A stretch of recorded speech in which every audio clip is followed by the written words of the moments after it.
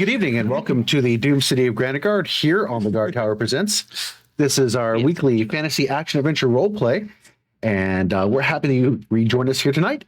And we have new shows every Sunday evening at 7 p.m. Eastern Time, and then we post those shows from Twitch over to YouTube on Fridays. So if you're looking to catch up on our previous episodes, well, there's a super easy place that you can go to check that out. You'll see the address up on the screen there, and that is our Linktree address.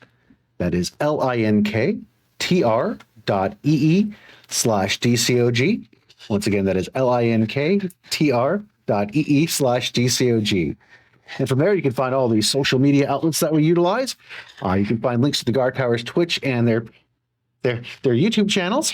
And you can find a link to our Discord, which is really nice because you can reach out and talk to us. Join the Discord. And you get the strange subliminal messaging. Subliminal messaging, yes. So join us on our Discord where you can keep up with everything we've got going on, including we're scouting for people for season 2. Head over to our announcements channel on that. If you're having any trouble finding it, click the links. But if you're having trouble finding that, sometimes you'll need to jump over to edit the page for yourself, those little 3 dots, and click on show all channels. Exactly. So that way it pops up there because we'd like to hear from you. And tonight we have a very interesting map. I believe we're actually going to see that this evening. It is Warlock tiles that we're utilizing for the map. With minis and some set decorations that are provided by our friend Chris Wolfgang over at Glittering Candy Studios. We have our music provided by our friends over at Pocket Bar this evening, and that is a very easy to use app. You can download that today. Download that today from the Apple App Store or the Google Play. You've got access to all kinds of music that you could fade in and out of combat into your exploration and jump over to sound effects to kind of enhance the battles that go on. It's fun to use. Get some magic at your own table there. And if you're interested in role-playing, strategy games, card games, what else can they find at the Guardtower, guys? What can't you find at the Guardtower? This is a better question. You can find friends. They got everything. Friends. Stuff. I found a penny on the ground with that. They got books. That's where they got the Warlock top quality. That's where we got the Warlock tile. So, enemy. that's not a selling point, but thank you for the warning. But regardless of that, you can head over To me, yeah. It could be me. You can head over to the Guardtower, either their east or west location. East location is off of 270 on Main Street there, quick and easy to get out of the freeway. Or you can head up to the new north location. They'll be opening up here very soon, I do believe, end of February, beginning of March. That is off of Hilliard Road off Nike Drive. Quick and easy turn in and then immediate left pretty much into their parking lot.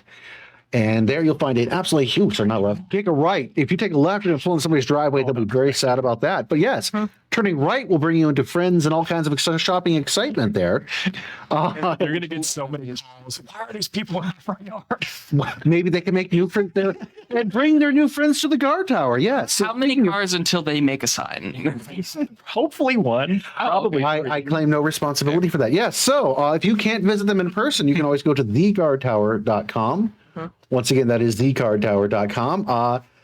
I think that pretty much wraps up everything that I needed to say today. And people across the street, I do apologize about that. So anything else that I had left out? No, I think that was... No mention of the relinkening? No. The relinkening, it happened. It was in the past. Thank you for all of those who joined the relinkening party. It was a great time. We had a great time. You did. Actually did. What was everybody's favorite part of the relinkening? I think it was the linking. I got kicked out. There seems to be a gap in your knowledge right around here. That's where I kept the all the fun times from the linkening party. Man, I was gonna say that thing you did, but like you can't tell the story. I do believe we have a PG-13 rating, so we're going to drive on. We're going to roll our intro for the show, and then we'll see you on the flip side of that and hop into tonight's adventure.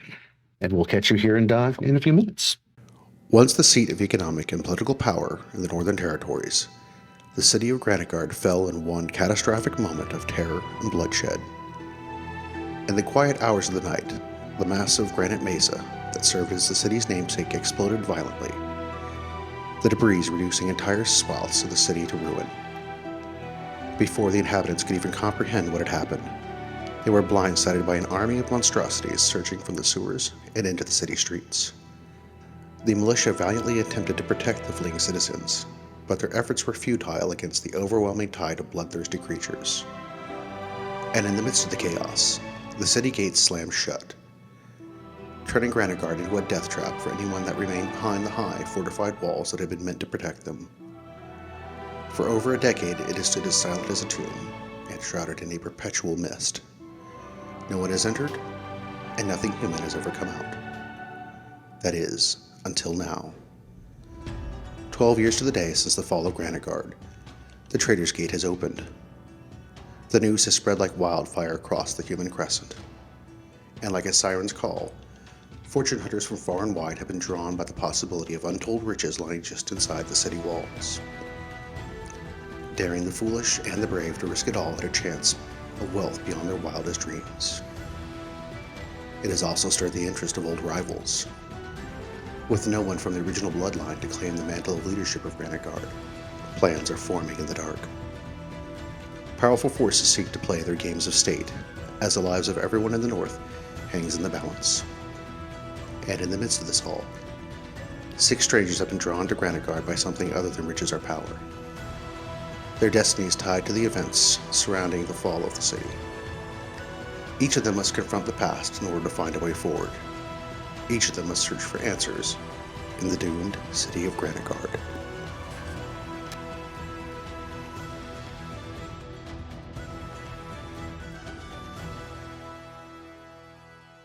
Welcome back.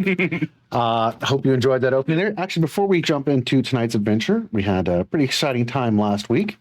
So what I would like to do is hand out a little bit of inspiration here. Can you hand these out? This will go to our Reverend Goodberries. That will go to our Damon. That'll head over to Echo, and that'll head over to Yip Yip. Oh, no. There we go. Thank you. Wow. I'd like to thank the Academy for this copper.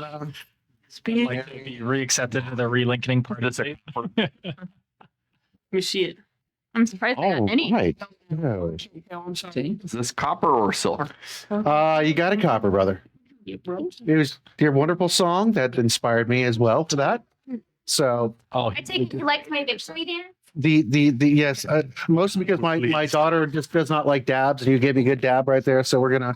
I'm telling you, she was hitting the gwitty. She was And then hitting you're- the gwitty. Just had I have absolutely. you? No. Apparently, you're going to demonstrate. Can you say this in millennial? No. I have absolutely no words for that. Like, here, take my inspiration. Well, pass it down, everybody. Let's change that for a copper, please. No, just joking. It was worth the it. stanky leg was stanky.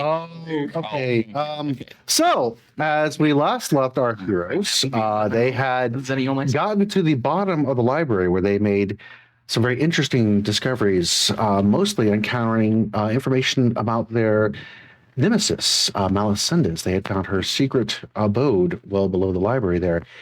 They found a crystal that had contained the remains of a giant in it that apparently the World Tree had burrowed into and had utilized that to fuel itself. They also discovered a chamber as well attached to that seemed to house some sort of protective incubation for I don't know. We didn't exactly talk about what that was. I think somebody had notes on that, so we'll have to find out if that comes up in conversation.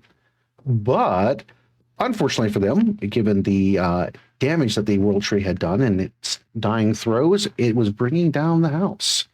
So our party fled in a very neat and orderly fashion out of the library. And if any of you have ever watched our show, you know I'm lying to you currently. So, however, as we noises. as we last left off, a book had been uncovered by the Reverend, and it opened up and created a portal to some means of escape that only he could see, but he alerted the party, and as he jumped into the book and disappeared, the rest of the party mostly managed to follow through, but Damon is the only one that has remained on the other side, and Damon, as you're standing there, the building is coming down all around you. The floor is giving way, the ceiling above is beginning to rain down, and the book is there before you. What are you doing? I think at this moment, having seen all my party members go through, thank you so much for that visual. I think it's a moment of like self-wrestling as if I want to go through or not. What is the point if I continue going through? Everybody made it through, so they're all safe. Should I go through? I'm having a self-wrestling moment. And the building that is collapsing around me, I'm considering it. Whether I want to go through or not. And do you?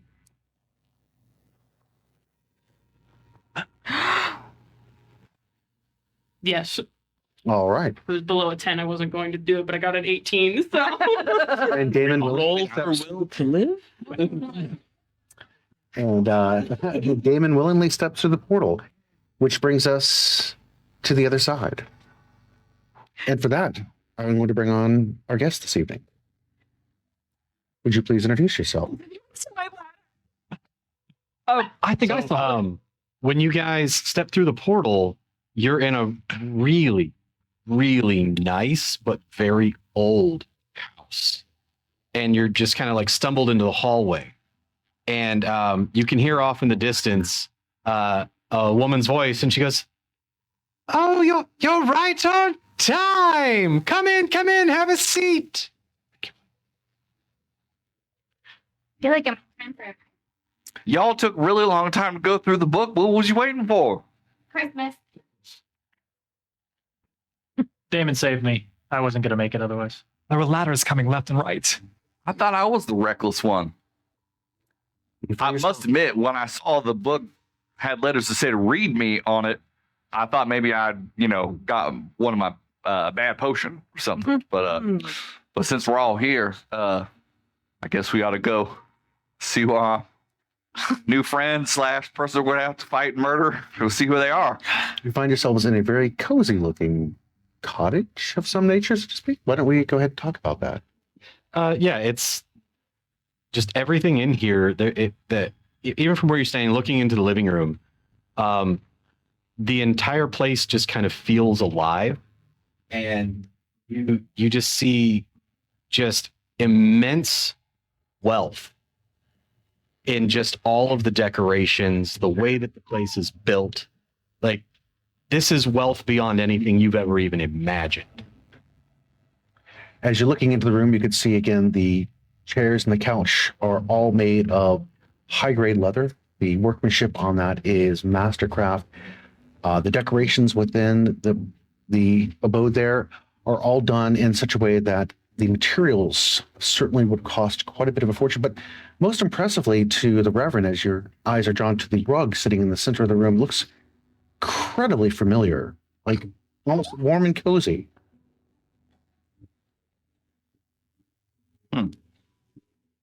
And as about that time, you see walking around the corner holding a platinum serving tray with the most just robust, beautiful charcuterie board you've ever seen in your life. Around the corner steps Helen.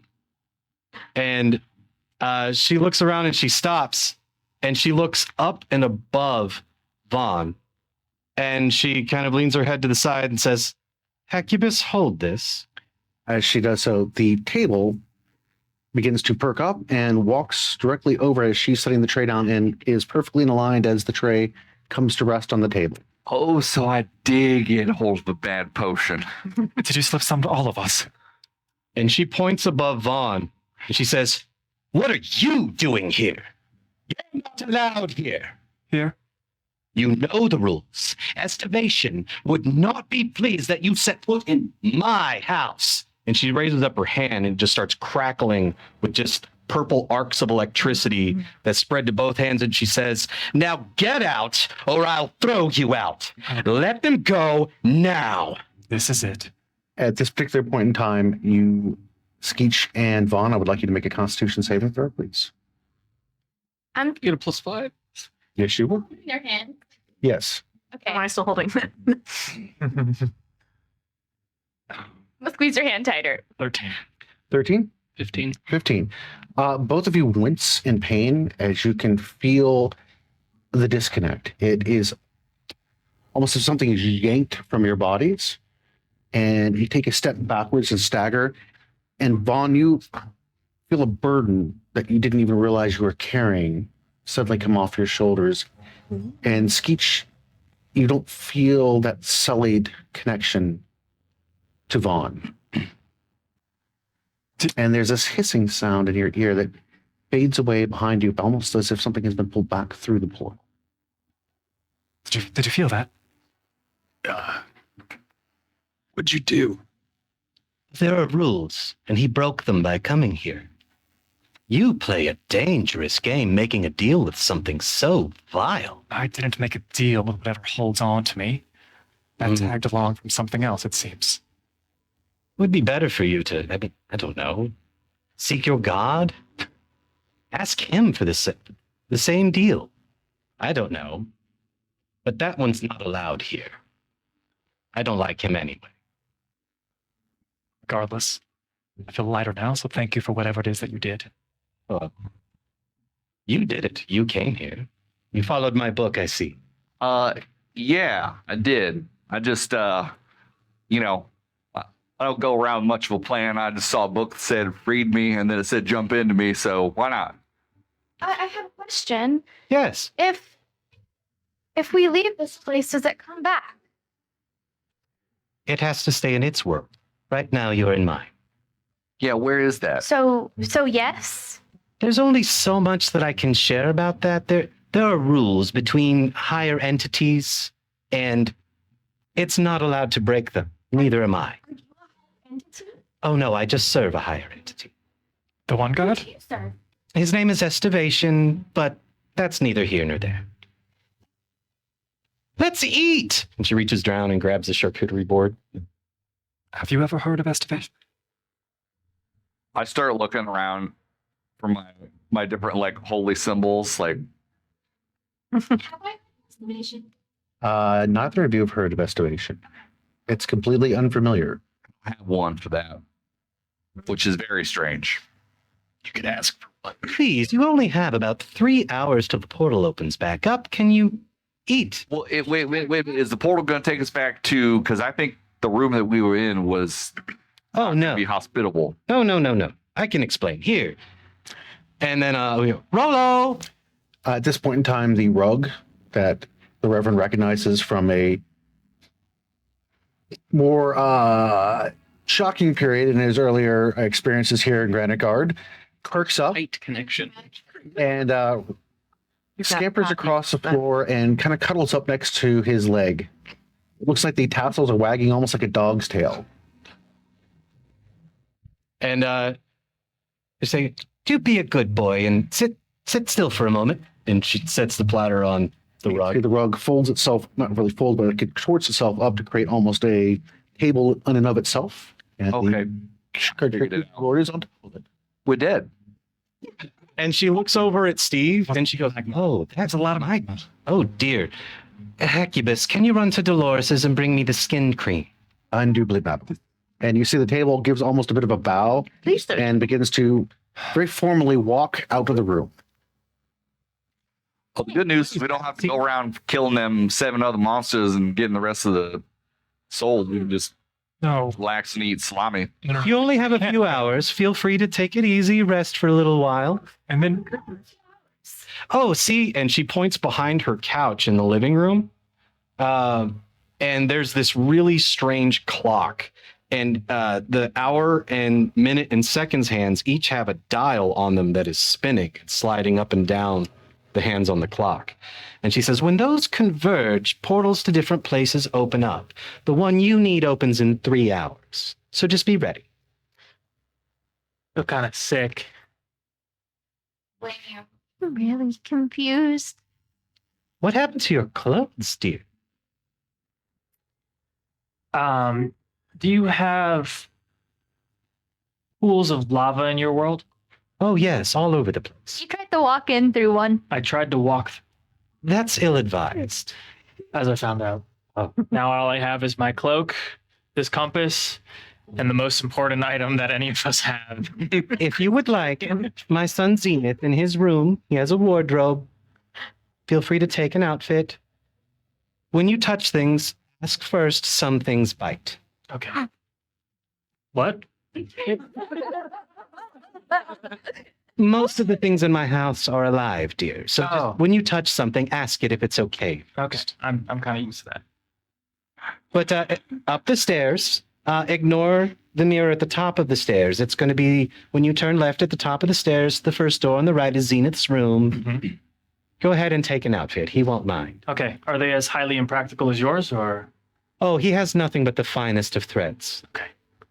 I'll go upstairs. All right, up the stairs you go, and into Zenith's room. Again, What did you the simplistic look of the house, like the very homey look of the house, contrasts very much with the incredible decor and the expensive items that are in here. It creates almost a juxtaposition of things, like almost a balance. And into the room you head, and within the room, there are quite a few normal items that you would expect. As far as there's shelving, there's a bed, there's a closet with all kinds of goodies within it, but at the same time, they're all quite fancy and very nice looking. What do you decide to do? I will go to the closet and open it. And I'll say, hello? The wardrobe will be like, "Hello." Am I dead? No, you're very much alive. But don't touch the desk. He might kill you. And as you do so, you see it, you look over, you see two drawers open up and then just close back. Oh, you'd like to try. Mr. Closet, can I call you that? My name is Ward. Ward. Of course. I've never really had to choose clothes in my entire life. Oh, you want me to pick for you? Yes. And if you happen to have any armor in there that's also fancy or not, I don't really care. Oh, I just contain clothing, but I think I have just your size. Do you have a particular color that you would prefer? Well, I guess I've worn teal all my life. Just keep sticking with that. So like you see a bunch of shirts and jackets and all kinds of stuff like shifting around, and then coming to the front is the finest, looking like a custom tailored teal suit with the shirt and tie and pants. Is this to your liking? There's too many things. I think we need to strip it back to something more practical. Oh, you're looking for something rugged. Yeah, rugged. That works. And then Sure. the clothing all starts flipping around again, and then out slides some trousers and just like a kind of as plain of as a shirt as you can get for being pure silk. It's perfect. It's yours. Thank you, Ward. You're very welcome. So, do you like living here? Oh, of course. It's the best. What do you do for fun? Oh, I sort through clothing and I fold it. It's a dream, really. And you get along well with Desk? Oh, his name isn't Desk. His name is Jerk. That makes sense. Or Well, that's not his real name, but he is a jerk. Or Snapchat real hard again. Do you need anything else from me? Oh, I don't need anything. Okay. Is there anything else you need? Do you need shoes? A tie? No A tie. vest? No vest. A hat? Do you have a red nose? Oh. No. He like hurts like I thought we were past that phase.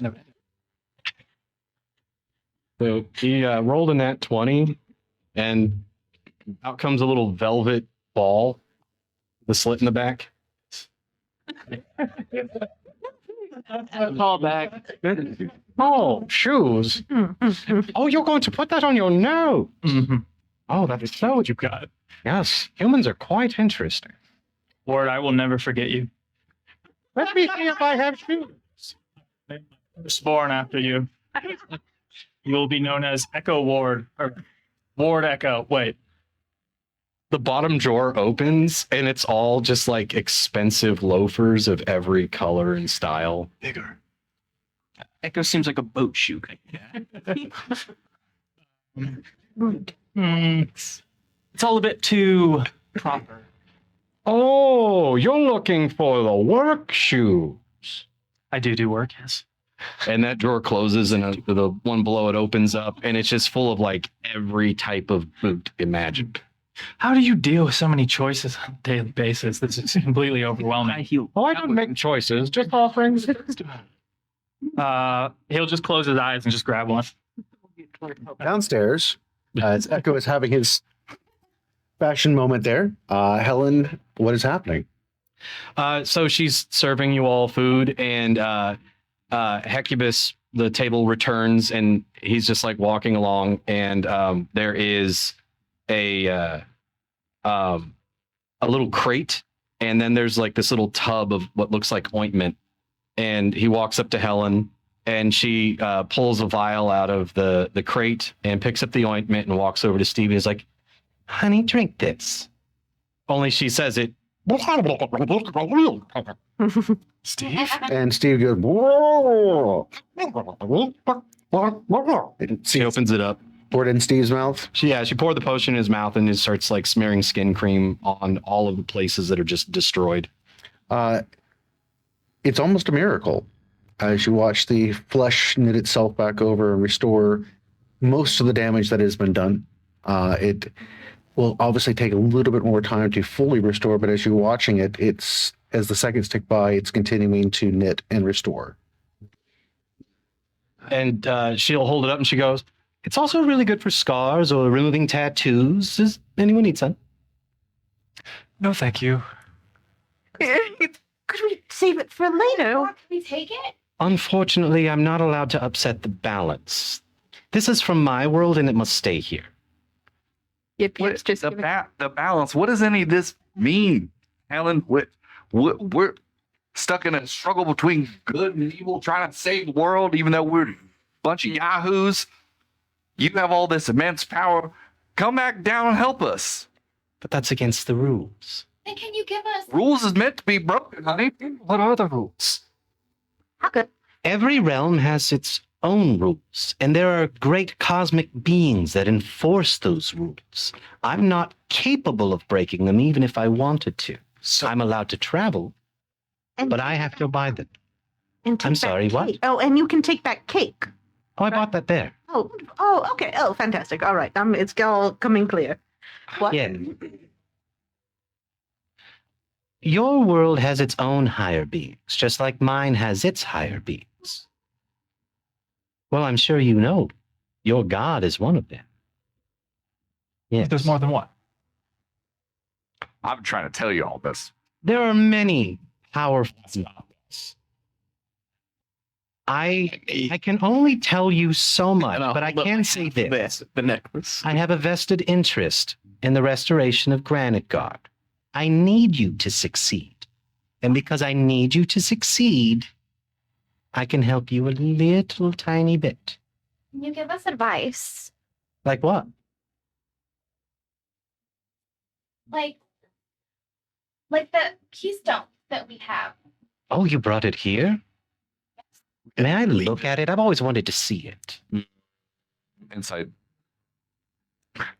Are her intentions good? Let's find out. The ward wants to see I the mean, she gave us salami, so you know. I mean, like, You're sold. Dodge. 23. Her intentions seem very neutral. Okay, so I kind of eye her up and down. All right. Oh, we kind of have to wait on Echo. He was the one who had it. A few moments later, Echo is returning from the upstairs. Echo, time for your fashion premiere. 18-inch. Echo walks downstairs and he's wearing what looks like fancier versions of his old clothes. But they're all just slightly different colors except for the teal shirt. He's wearing probably like plum colored shoes that look very similar to his old ones. And he's got a bright red clown nose. This guy's tails. I'm not sure about that new edition. I have met God and he gave me shoes. This guy's tail dips. Wait, they're just upstairs. Yes. Gotta go see. Did the guy? I think we could skip to the end if we just go upstairs. Echo? Did the guys? Going upstairs. Did the guys happen to have any plate armor up there? No, but they had an overwhelming selection of hats. Did you walk into the lights? It was pretty dark actually, and there was a desk that tried to eat me. That Did they have? sound like a god we want to. Oh, White leather jumpsuits with rhinestones. Just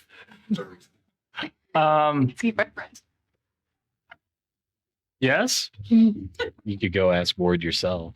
Maybe later. Anyway, what have I missed? Do you want to see the kingdom? Just to look. I don't even want to touch.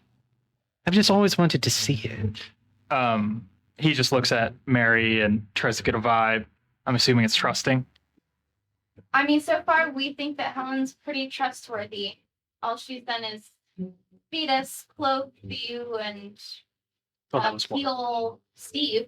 Mm-hmm. Okay. And he'll just hesitantly. She puts her hands just behind her back, just for extra trustworthiness. She doesn't want you feeling like she's trying to snatch something, as she just kind of peruses it. But as she's looking, like it turns in your hand, like her mind is moving it. How interesting. Thank you so much. Can you tell us about it?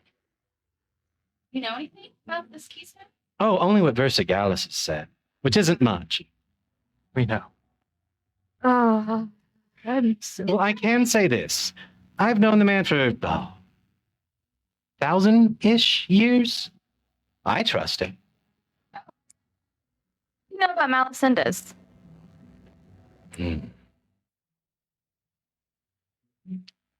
I can't get involved in your affairs, but I can tell you this. You will endure more horrific, unimaginable horrors, but you will survive. Do not lose hope, no matter what. Again, I'm trying to tell you that too. Tied to why is my hope tied to success? Currently, yes. That's an introspect question. Well, the world needs you to have.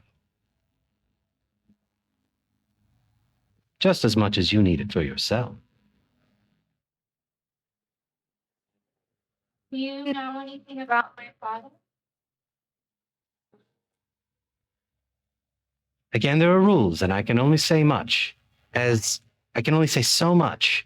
I can say everything in life is a mixed bag. Everything comes good and bad. Even you have done both good and evil. Balance is key. Let me ask you, did vengeance make you feel better?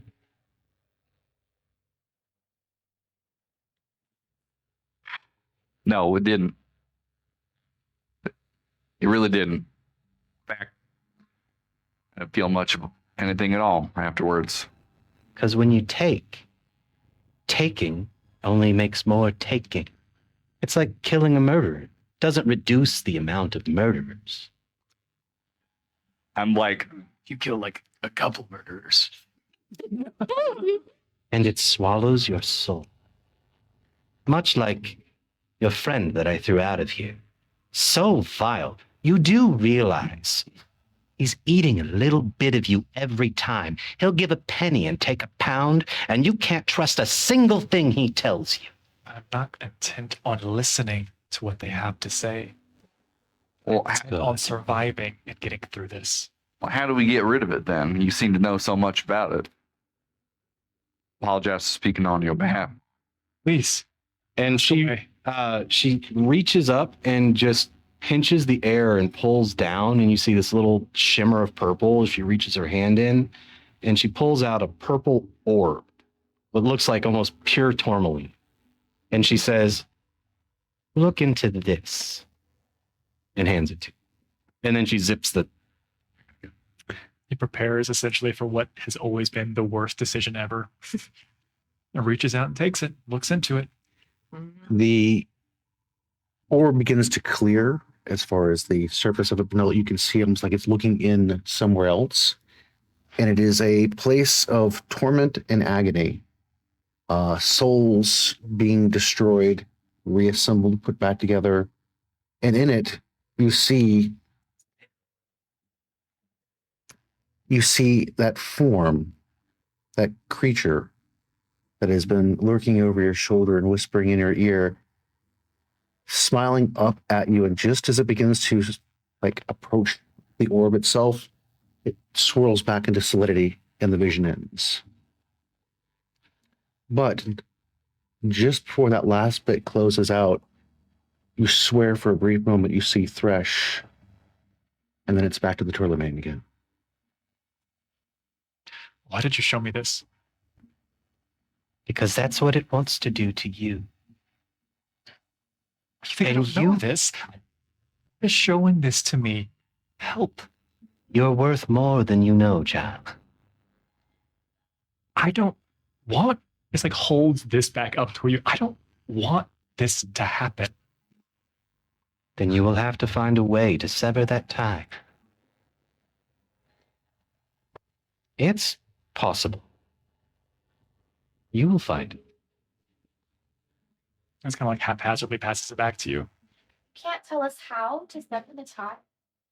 I imagine there are rules of such things. Exactly. He understands. Do we have access to gods in your world? Unfortunately, no. They will permit you here in my home, but even should you try to open my front door, it will never open for you. Turning back to where Helen is pointing, it's where you all have emerged from that portal, but there's no portal behind you. It literally looks like front door to a cottage. And then she'll take that orb and she'll go, "You're going to need this." And she rolls it around in her hand and it turns to solid purple with these little black swirls. And she says, "The one with blood on your hands. You hide in the dark. You're the only one that can wield this. You will need it to get home. What? It will open the gate for you in my basement. 2 hours and 40 minutes. Right. Take it. And as soon as as it touches your hand, second location. it's like everything around you becomes brighter. And specifically to you, it doubles the strength of your dark vision. When you're in your shadow form. Yeah. Reverend, staring at it for a moment there, sees about 20,000 gold worth of gem. Get your flat hands out of here. I've also been looking around this room to see if there's anything that's easy to lift. Yes, absolutely. How do you suppose You judge me. don't lose hope? I'm all out of judgment. We can't always trust other people to be their best any more than we can trust ourselves to be our best. But you're going to stare darkness in the face. And when you do, scream back.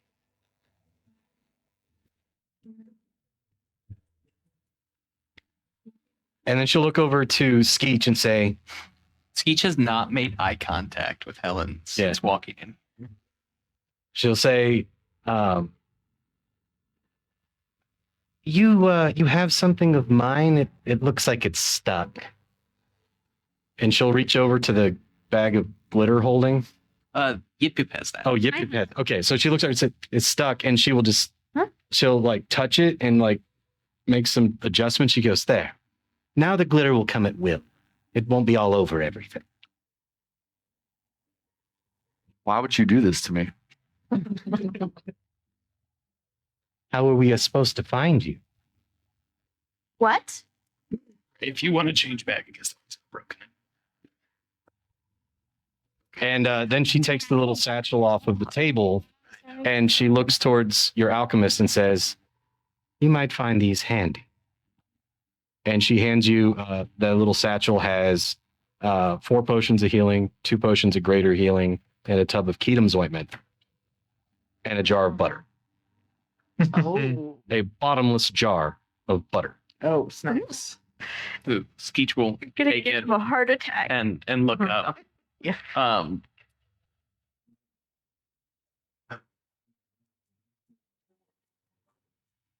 Thank you. And you know that Skeech isn't talking about the gift. You're welcome. You do good to look after him. Lead him towards the light. Please don't kill me, Skeech. Looking over at Mary. I don't know what that means. Oh, Thanks. Before you go, help yourself to my pantry. You can take all of the food that you wish. Stock up. I'm not allowed to give you much more than that. Except maybe some more clothing. If you really like it, Zenith won't mind. He has more than he'll ever wear. You can tell the offer has choked up the Reverend there. Choked it back tears. So much Also- silverware here. And she will look over and she'll say, "Oh, and the heir. Oh, yes, yes, you. Yes?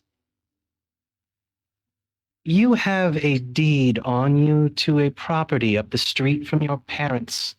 Yes. I'd like to purchase that from you." Oh, of course. I mean, it's not in a very desirable location right now. You could probably. It will be. Well, All don't sell it short, man. Sure. I'm like fully putting on the charm now. Yeah. The location is very desirable, This has been but the it's Recently, oceanfront. it's so much stuff in it, but the foundation needs some improvements. Yeah. Exactly. That's what I meant. And she will, she'll ask the table, Hecubus, and he'll come over with a little pouch, and she picks it up, and she's like, "The deed." Oh, of course. Skeech, could I see the bag of holding? And then I grab out the deed and hand it over. And she will hand you a little pouch Oh, thank with you. 5 platinum coins, Oh, and she says, "Is this a fair trade for you?" I mean, it's. Of course, we couldn't, especially considering your generosity. Thank you. Well, I feel bad. And she'll give you one more. She's like, "Avery did blow up your house." That's true. Thank you so much. Why did he do To cover your tracks. You walked right into a trap. Yeah, is Avery from this world too? Yes, Yeah, that makes sense. but his wife is not. So he's allowed to go back and forth. Who's his wife? Ariel? Yes, Yeah, but who's that? Would you like me to tell you? one of her kind. Icons? She's Elven? Half. Oh. But I've said too much. Feel free, make yourselves some food, take a little rest. I'm going to go read a book or something. Remember, don't touch things unless you ask. They might bite. And at that, she's just going to go over and just sit down in a chair and she goes like this and a book appears in her hands. I have a question, if that's all right. Yes, So you can come and go as you please. as long as I don't break things. I have to follow the rules. Can you tell me things about our world?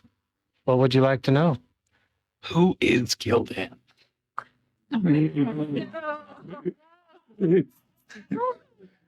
What? Well, Gildan and I go Yeah. way back. Oh, how long? Maybe, oh, goodness. The centuries just fly when you're, Wait, is Gildan from here? Is Gildan from here?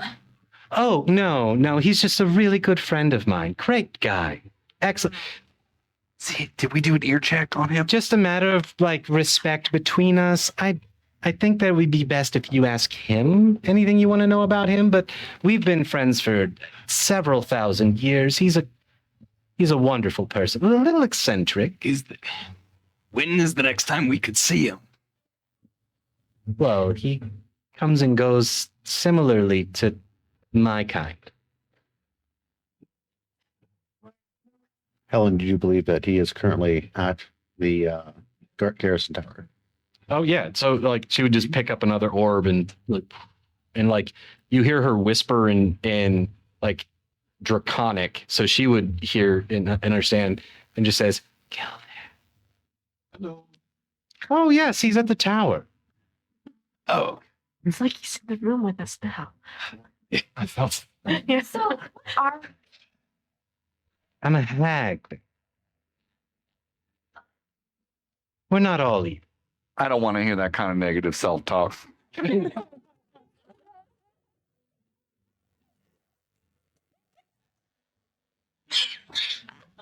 She's like, we keep a laugh track, and she will walk over and pick up an apple and hand you the apple, and it's just a never-ending apple. Heck yeah! She's like, now, And I'm you've eating taken it the in first name bite. here. If you allow anyone else to take a bite, it'll just rot and fall apart. Oh, don't worry about that. You have to eat that right now. What is wrong with you? Can I have a bite? No.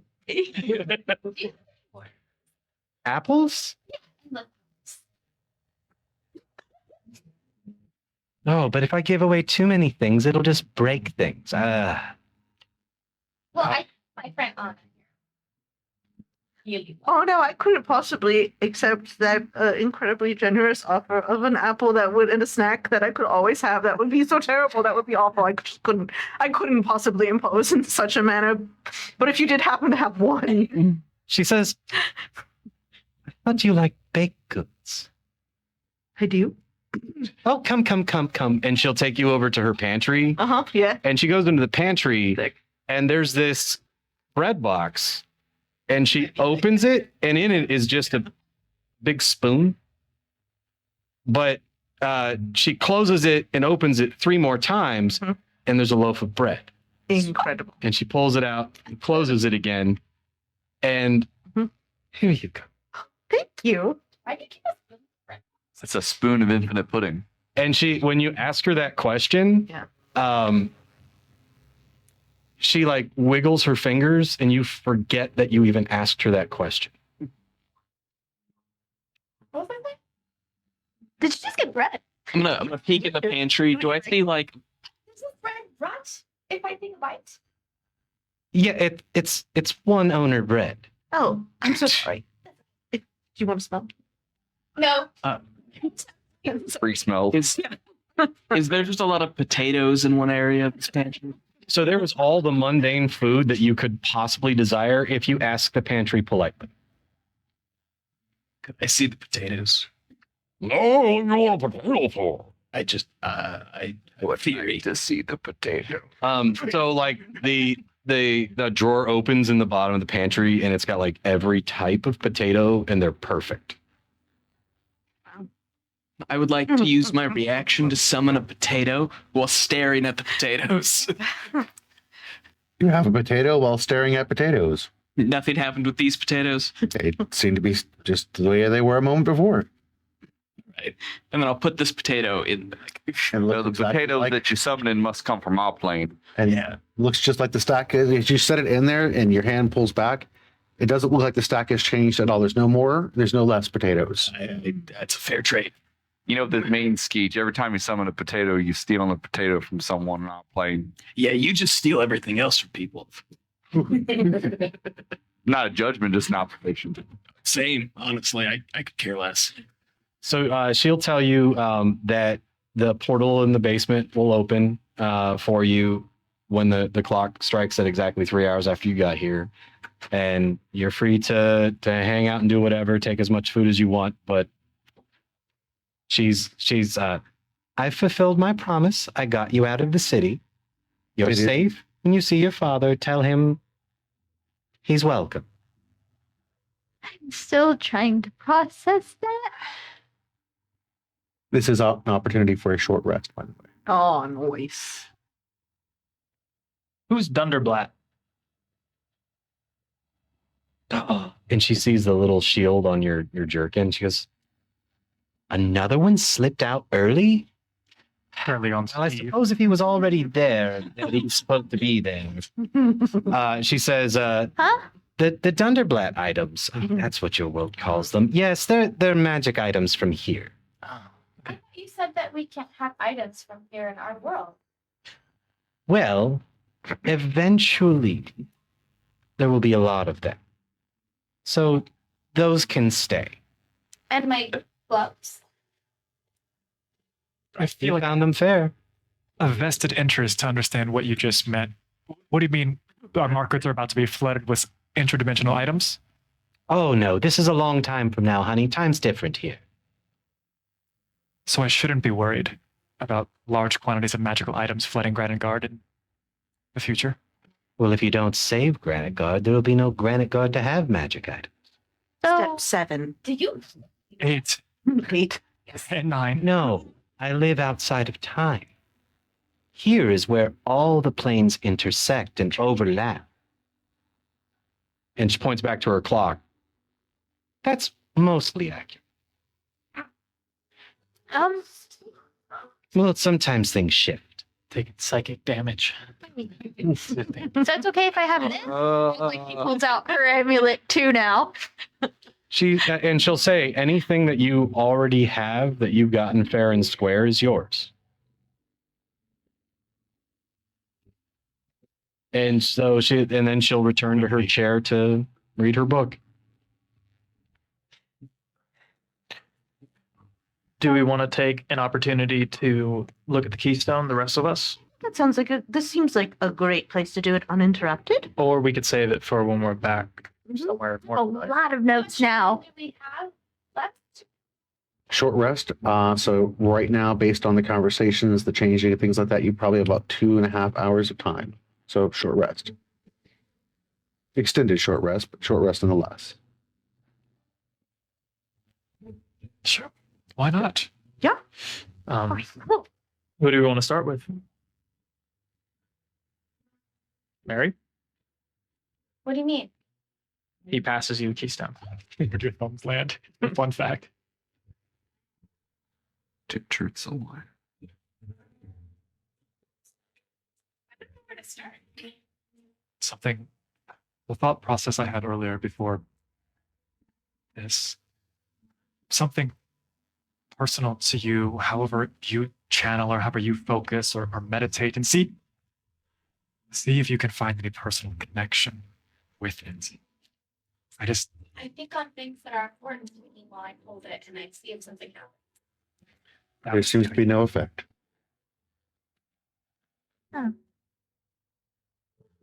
Okay. Well, I'm going to kind of sit and meditate on my father, for one. And I think also something that's been really important and perfect on her heart is Vaughn and his condition. It's just a phase. It was there. You developed sad boy. It's coming back. And this like connection, well, I don't know if it's really a connection. It kind of is with Melisandre's, well, my bloodline. Thinking on these things, anything happen? This is a yes and no. As your original thoughts with your father and stuff like that are going on, no, nothing really seems to happen. As your thoughts drift to Melisandre's and you begin meditating on that and thinking very deeply, the keystone falls out of your hands. Like you just can't hold it. It willingly seems to almost fall out of your hands. Does not to get damaged at all when it strikes the floor. It likes me. I was thinking on Melisandre's and it just kind of dropped out of my hands. Will it let me pick it back up? It does not roll away as you try to pick it back up. Well, this isn't entirely out of left field. The documents, could I see the things that we pulled from the library? I know you'd put them in one of the bags. Anna still has the bag holding. Here you are. Just reach in and just think about the personal notes and pulls it back out. It starts passing around some of the things that I had already found. It's said that the Keystone refused to serve Melisandre, so if we were thinking intently upon her, it's not out of the realm of possibilities I was attempting to escape that. They seem to be opposed.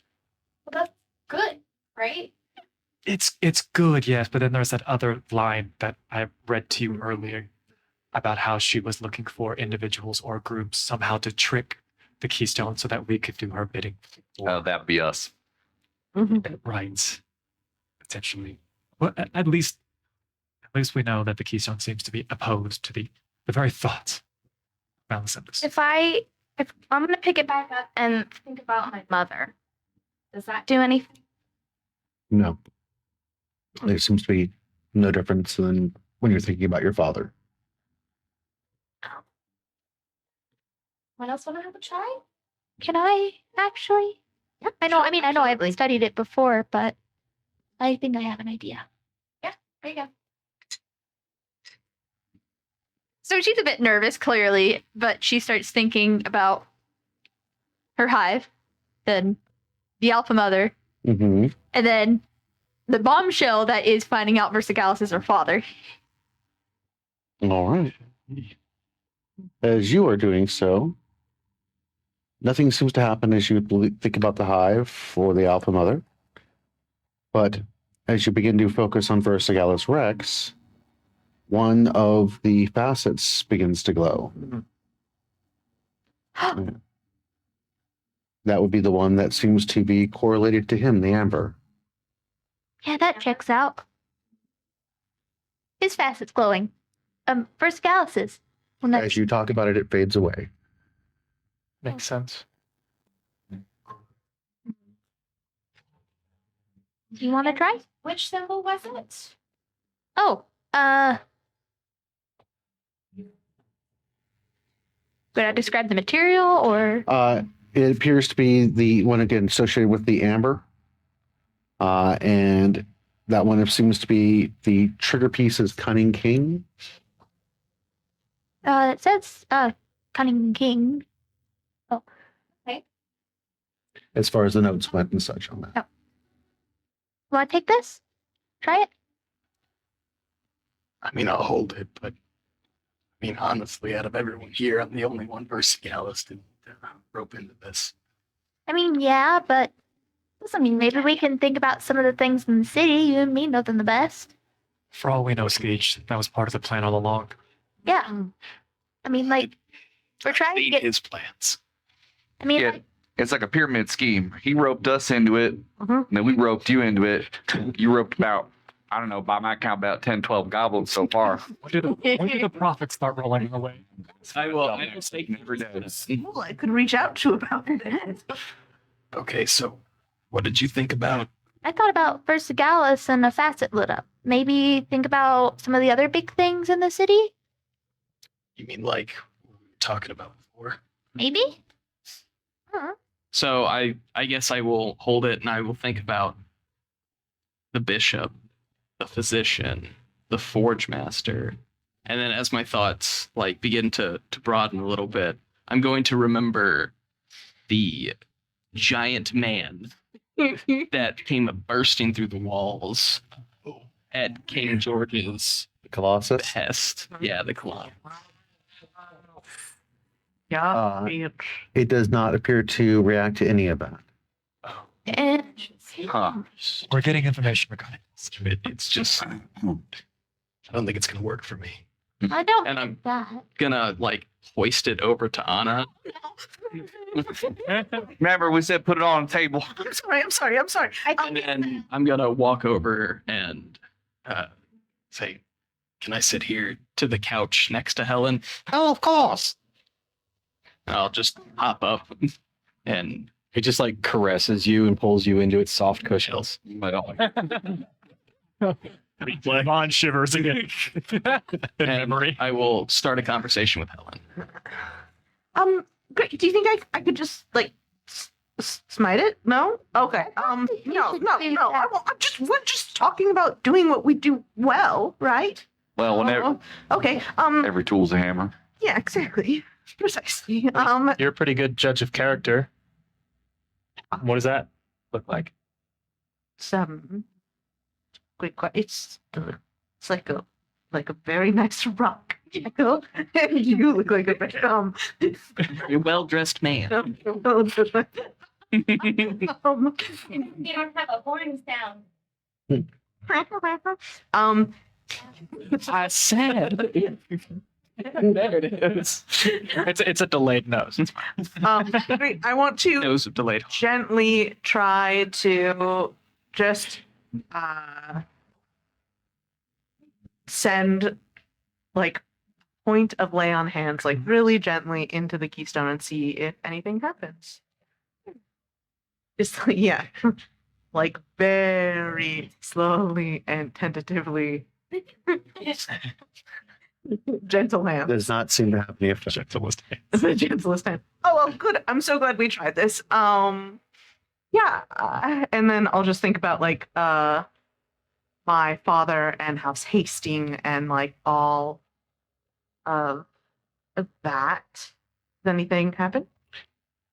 Somewhere in the back of your mind, you hear a familiar voice. It's more like a memory than anything else, and you hear this. That's just. I believe in you. Oh, that's really quite nice. Okay. Yeah. I just heard Sir Gendron for a second. Vaughn, would you like to? Oh. Yeah. Great. Thank you. Huh? You gotta believe in yourself more. I do, with a certain very specific skill set. So you just were thinking about people important to you? What did you do exactly? Yeah, I thought about, I guess, the things that I'm struggling with internally, and also the people that I care for or worry about, or questions that haven't been answered. And I think Vaughn kind of ponders and thinks to himself for a moment, and he's not like intentionally lying to himself, but his uncle told him he was supposed to come back to Granitegard because he was supposed to like reclaim the throne and do all these things, but the only reason he left was to see if he could find evidence of his family. And so more so than any of the business that's currently going on, he's going to take his opportunity. He's going to think about Rashera, his youngest sister. He's going to think about Finn. He's going to think about his oldest sister, Elisandra.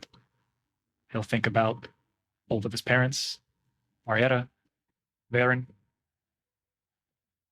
and just see if he can hold on to their faces.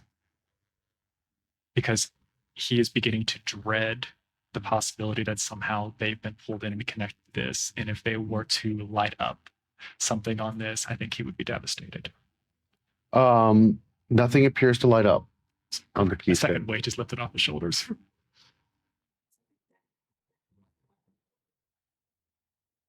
Well, I didn't burst into flames and this didn't explode, so I guess there's progress.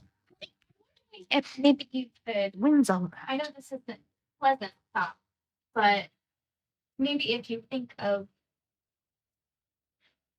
your Again, that's not a relationship that I just don't know what to call it. What would you just an habitation. Thank you. Thank you, yes. More like a disease. Like they get inside you and they just infect you. What are you reading exactly? Your friend who's not welcome here. It's like a disease. Are you sure that's a good idea? just something like that? Maybe that would give us a place. Okay. And he will attempt to think and open back up, even though it's been severed. He's going to try to think about that person. There's no way to do it separately. Interestingly enough, you have almost a hard time recollecting that.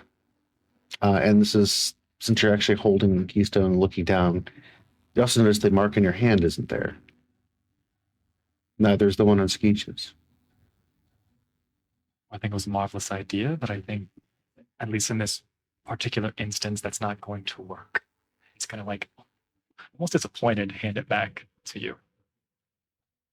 I think that even not having things lit up is still information. So don't be discouraged.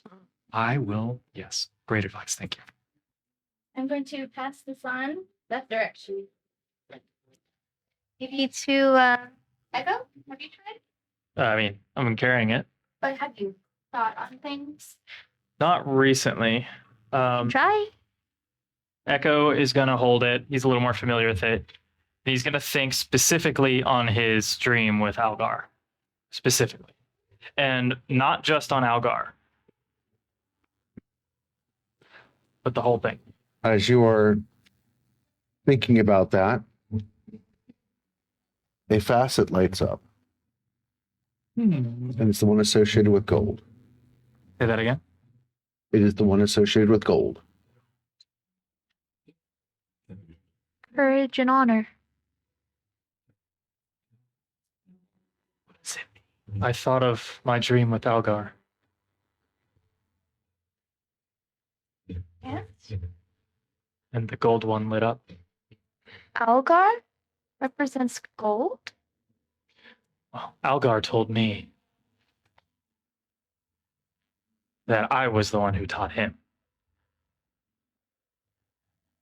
That's all I know. But only things that light up are alive still. Algar's still alive. In a way. Echo, does the name Entronix Algaron mean anything to you? Well, you can go ahead and I would say make a history roll. 18. 18? Definitely one of the 12. That was the gold dragon. And considered the leader, the strongest of all the siblings. I only know what Yip Yip has told me, and that he was one of the more powerful of the 12. I can't help but notice the similar naming conventions. You follow Algar, Algaron. It seemed to stand out to me. I never got to question him for his whole name. I always just called him Master Algar. But if that's him, then how could he be subjected to something like that mutation? I don't know. And does that mean that what are the legs? I don't know. But as far as I know, the Algar I knew is dead. What if he's not? What if he's just transformed? Do we know what their mental capacities Are once they've been I saw merged? him for 6 seconds at most before he looked at me. And I think, I might be just hoping here that there was an acknowledgement in his eyes as we looked at each other, but it was only half Algar, and I don't know what that means for what's inside. So he could be all in there, just trapped. It could be just a husk. We have no way of knowing because he didn't stick around to tell me anything. That's Alan, usual. do you know anything about these abominations that are being created with two creatures melded together? What their mental capacities might be like? Oh, they could all be different. That kind of thing happens everywhere. I'm more confused. It scares me a lot more. Possible that one might still have their own thoughts. that they had before? Like, would they still be the same person? It really depends on a lot. There's just so many variables. It would be difficult to say. I mean, possible. Anything's possible. We'll go down that road when we get there. If we ever run into him again. And Echo will pass the keystone in Damon's direction. Am I able to take it? And I'm just going to start passing it to the Reverend. I'm not from here. I'm from the Spice Coast. No one I know is important to this. Falcor is dead, and Sep the Blade is dead. Those are the only two people that I think that could have connected. Damon. Please just try. They're already dead. What is the point? Well, do whatever you want, Damon. But I feel as though if we continue to try to place our own logicking through this, we're going to continue to drive ourselves mad. And if there's any possibility,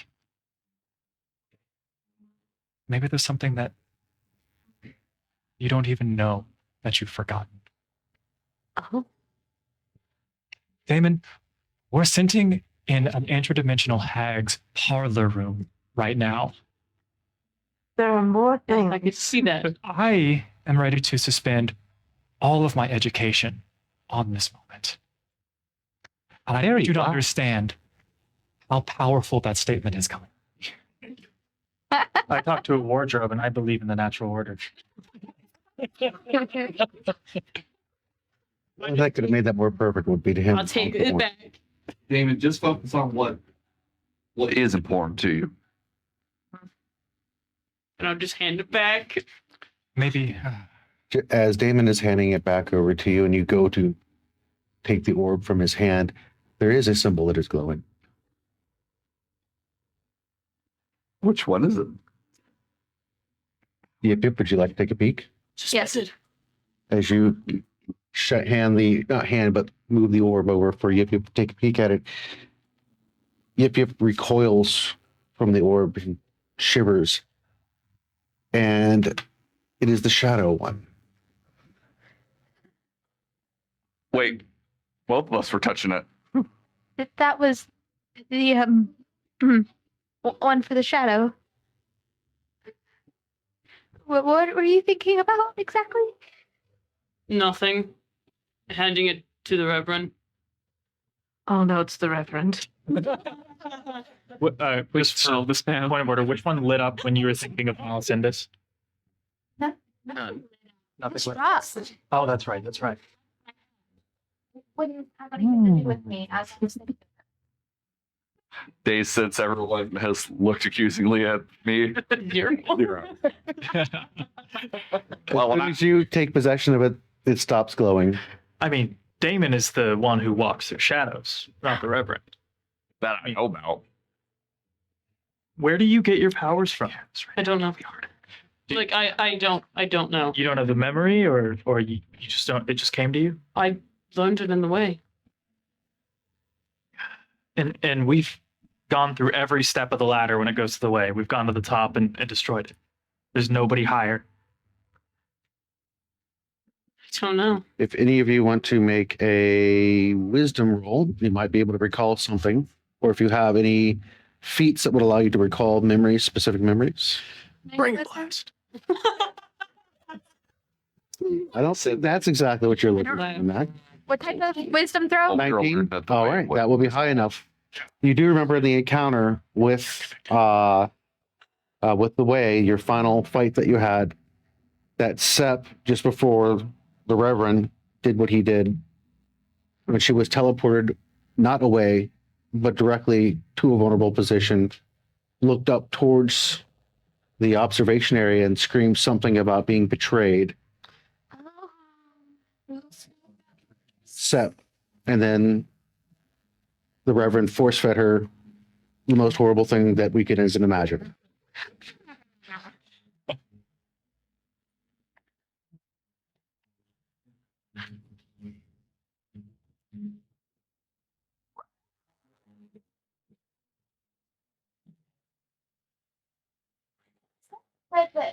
they'd been betrayed. What did she mean by that? I have no idea. Reverend, do you know? I never knew very much about the way other than what they did to me. But I mean, moving through shadow and some of the things that she was able to do and you're able to do be like magical in some way. Perhaps we've met several entities today.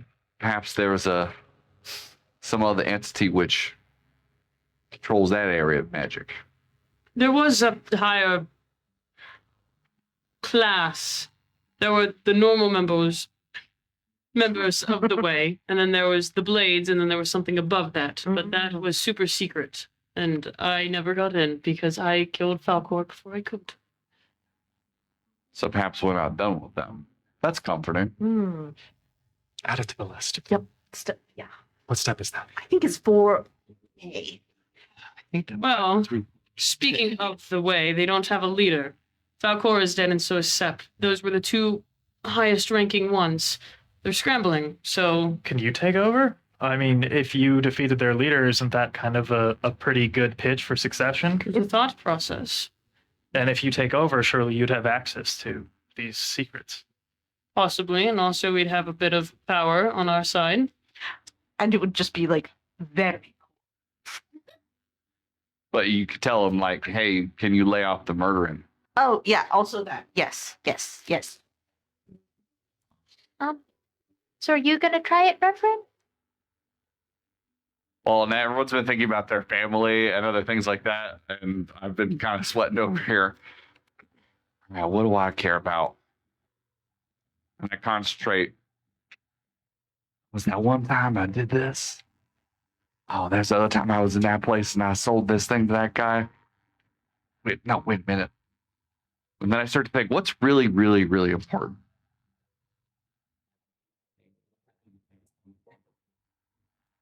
And I start thinking about my friends. All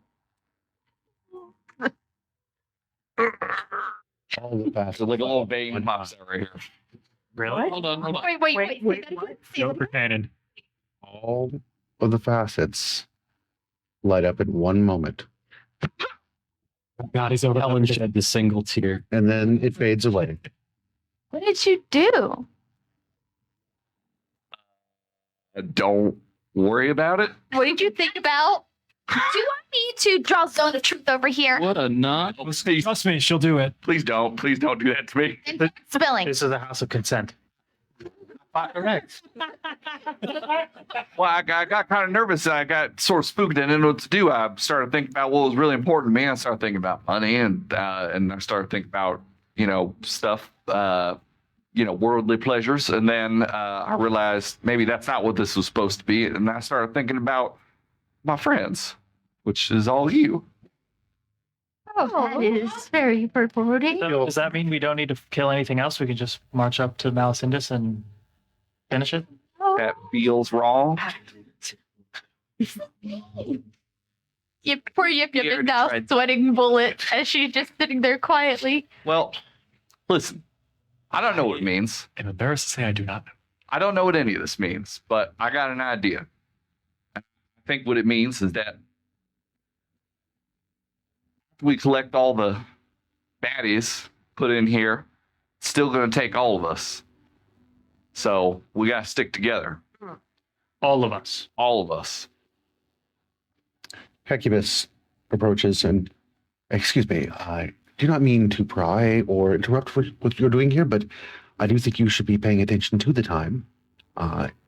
Your stay here has certainly been welcome, I'm assuming, madam. Absolutely. But looks to be drawing nigh. And if you miss this opportunity, well, I will allow you to explain that. And Hecubus, the table backs and bows away. Helen stands up and she goes, come, let's go to the basement. And she just starts walking around. Can I have my quick conversation with Helen? Yes, we'll do a quick conversation with Helen then. Yes. So this is while they were passing back the keystones and you interjecting every now and then. So can you just see into our world? like you did with Gildan. To a degree, yes. And she points all around. There's those little orbs all along her mantle. They're sitting on all the end tables. They're everywhere. But then she points over towards the mirrors, and she's like, each of those is a doorway. And then, like, if you actually glance over, everyone else sees a mirror, but you see right through it. So, you said time works differently here. Yes. You'll arrive back in your world tomorrow. Have you kept tabs on everything? Oh, yes. I've seen it all.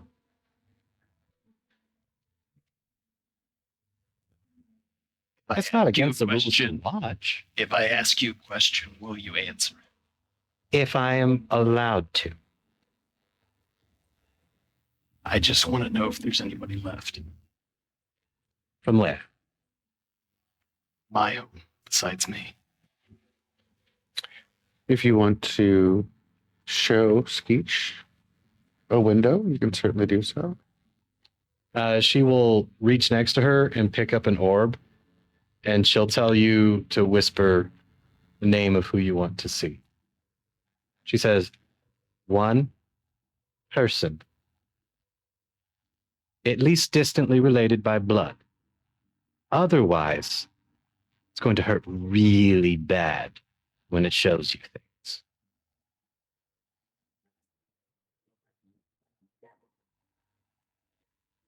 And I will ask about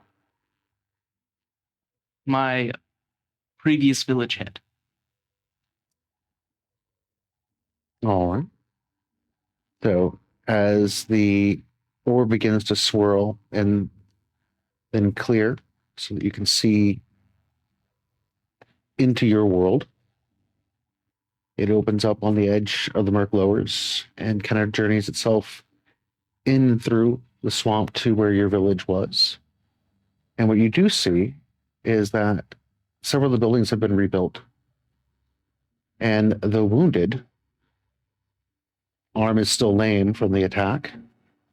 Probably will be for life. Your chieftain has survived. And members that had fled into the swamps, several have returned to the small village. And then you see the elder kind of look up for a moment, and then the vision and the orb solidifies back into just a solid again.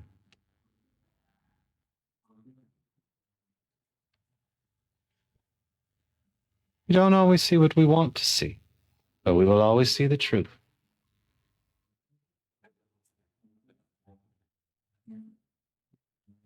Okay. Will you do me a favor, since I allowed you to glance? I owe you more than that.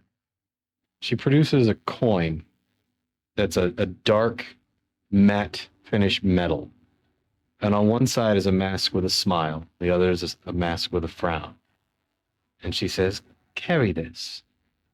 And remind him, remind everyone, that every action you take has consequences both good and evil.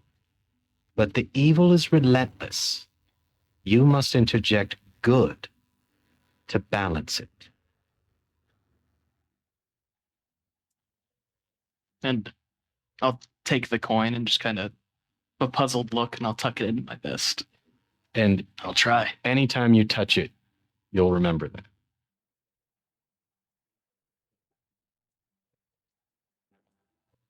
And then she will walk over to the basement and open the door, and after you. Yes, in we go.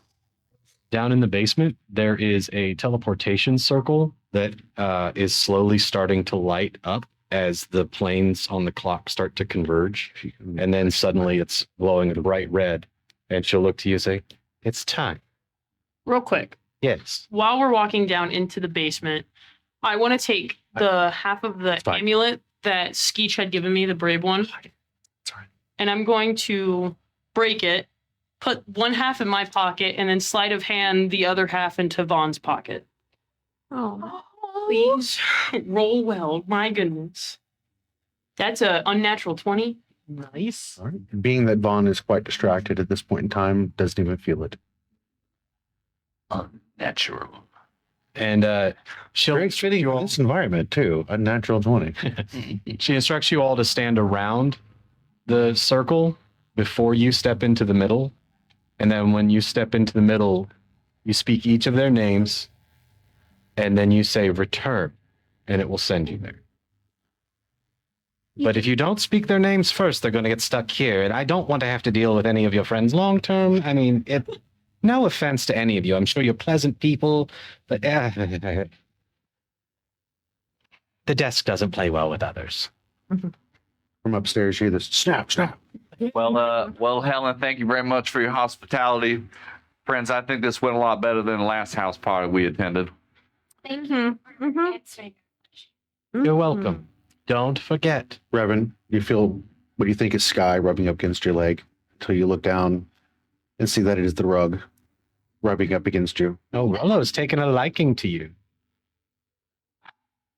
Let's go. Tell Ward I love him. You don't give up hope. Ever.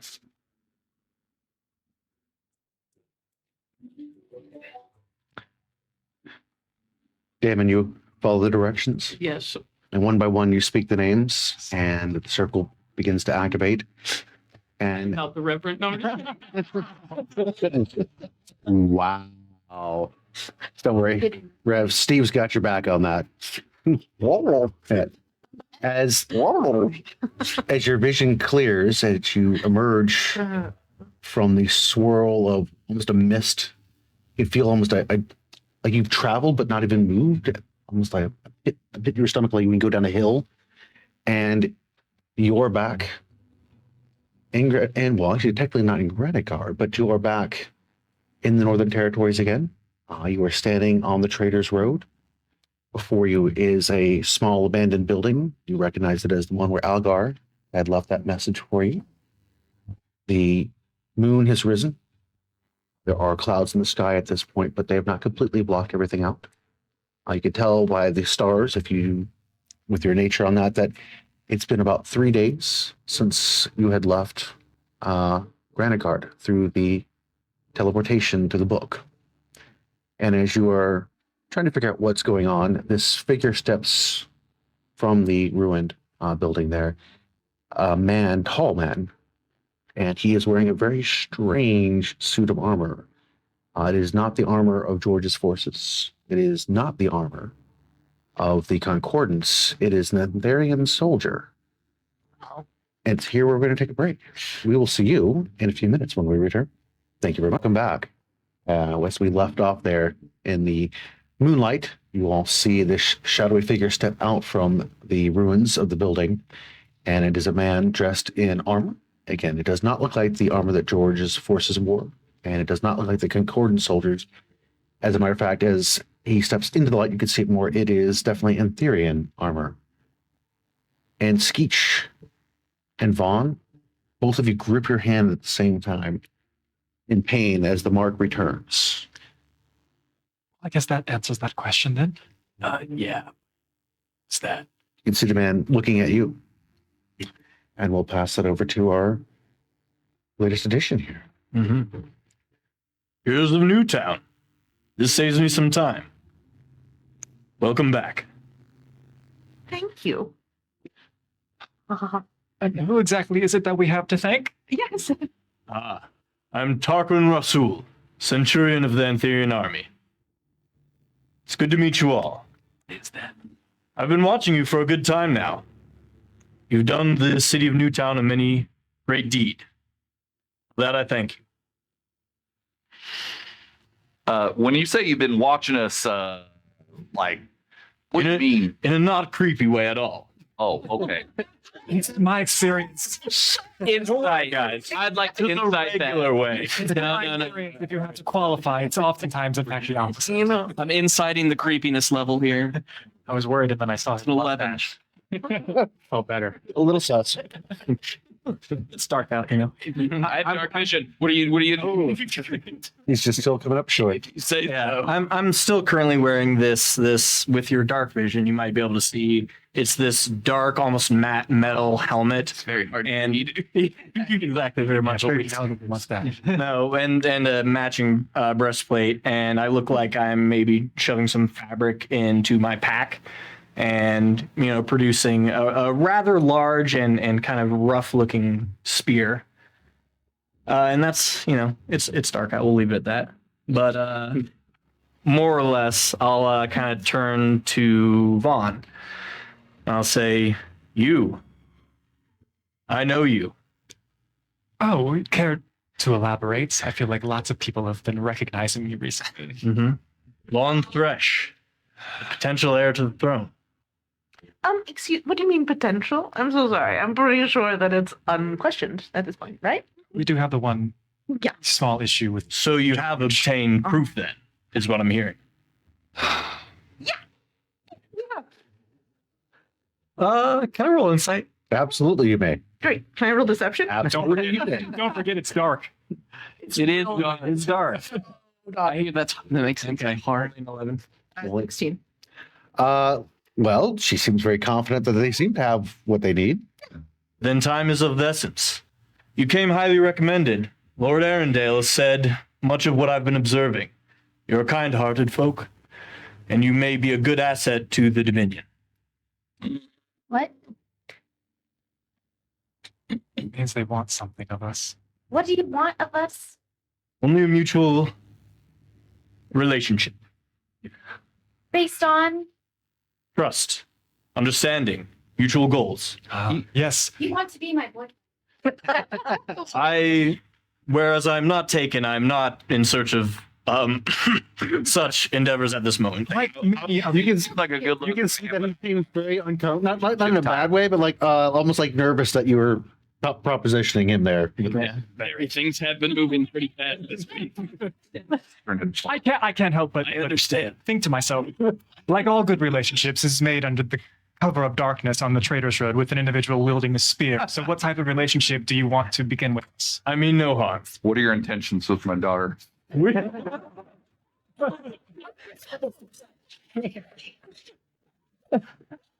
Nothing, sir.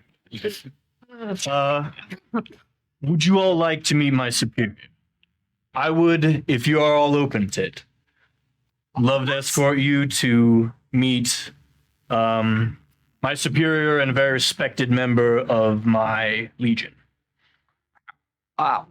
Well, how are you dealing with the Concordance forces that are just infesting the city here? There's thousands of them. Occupying our people, yes? I would agree. Occupying is a good word.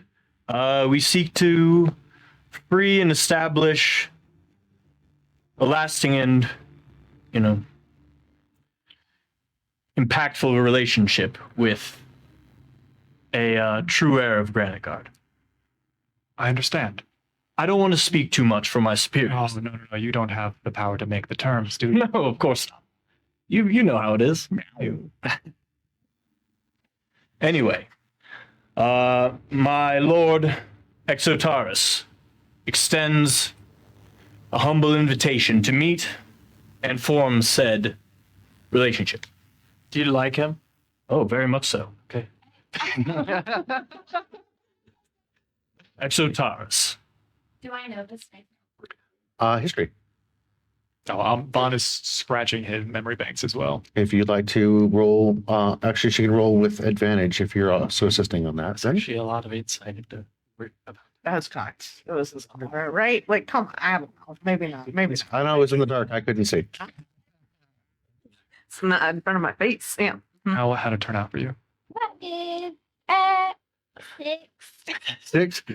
You do not recollect an Exotaurus, but then again, you are not an expert in the Antherian military forces. You know the outfit that this young man appears to be wearing is very much something within the Antherian military. I don't really understand what the insignia and such says on it, but he seems, the way he carries himself, definitely bears the air of military training and discipline. I hope you will come to trust Exotaurus as I do. He is the seventh son of the seventh son, and he has made his way on his own. He has risen to his rank purely by his virtue and care for the Antherian people. Great, come on. All right. So where have you set up camp? Where can we meet your superior? I will take you there if you're willing. Are you ready to travel? It's been the weirdest. It's been the weirdest day of my life, and that's saying something. So yeah, why not? We'll meet a lord. Should we I like your spirit. Should we drop off Steve at the tower first? Oh, that's a great question. Steve is ready to travel. Oh, The give that flesh back. I look over at Steve genuinely like, Steve, I was worried about you. It's good to have you back. Steve just gives you this massive hug and squeezes you tight. Why is that strapped to that dog? Wolf? She's covered in mucus. She had mortal injuries that were cured by an interdimensional entity. I knew I had a good feeling about you. Also, she is adorable. The wolf, that is. The goblin, too, I suppose, but. The fish is with me. Where I go, she goes. Her name is Steve. Don't ask questions. I want to aside, like open my jacket and pull out that coin and flip it. Call it heads or tails. Smiles or frowns? Yeah, smiles or frowns. Frowns? It was frowns. I don't think we should trust this guy. Which one? I'll kind of approach and say, well, I'll kind of go down from my 6'5" down to Skeech's All 3 level. foot nothing. Yeah, I'll kind of squat down and say, almost, you've given me no reason not to trust you, kind sir. I will extend my respect to you as long as you do the same. Were you just waiting here the whole time, or? I was just changing. You all appeared out of nowhere. Would you Fortuitous. would you happen to be the cloaked figure that we've been spotting off in the distance from time to time?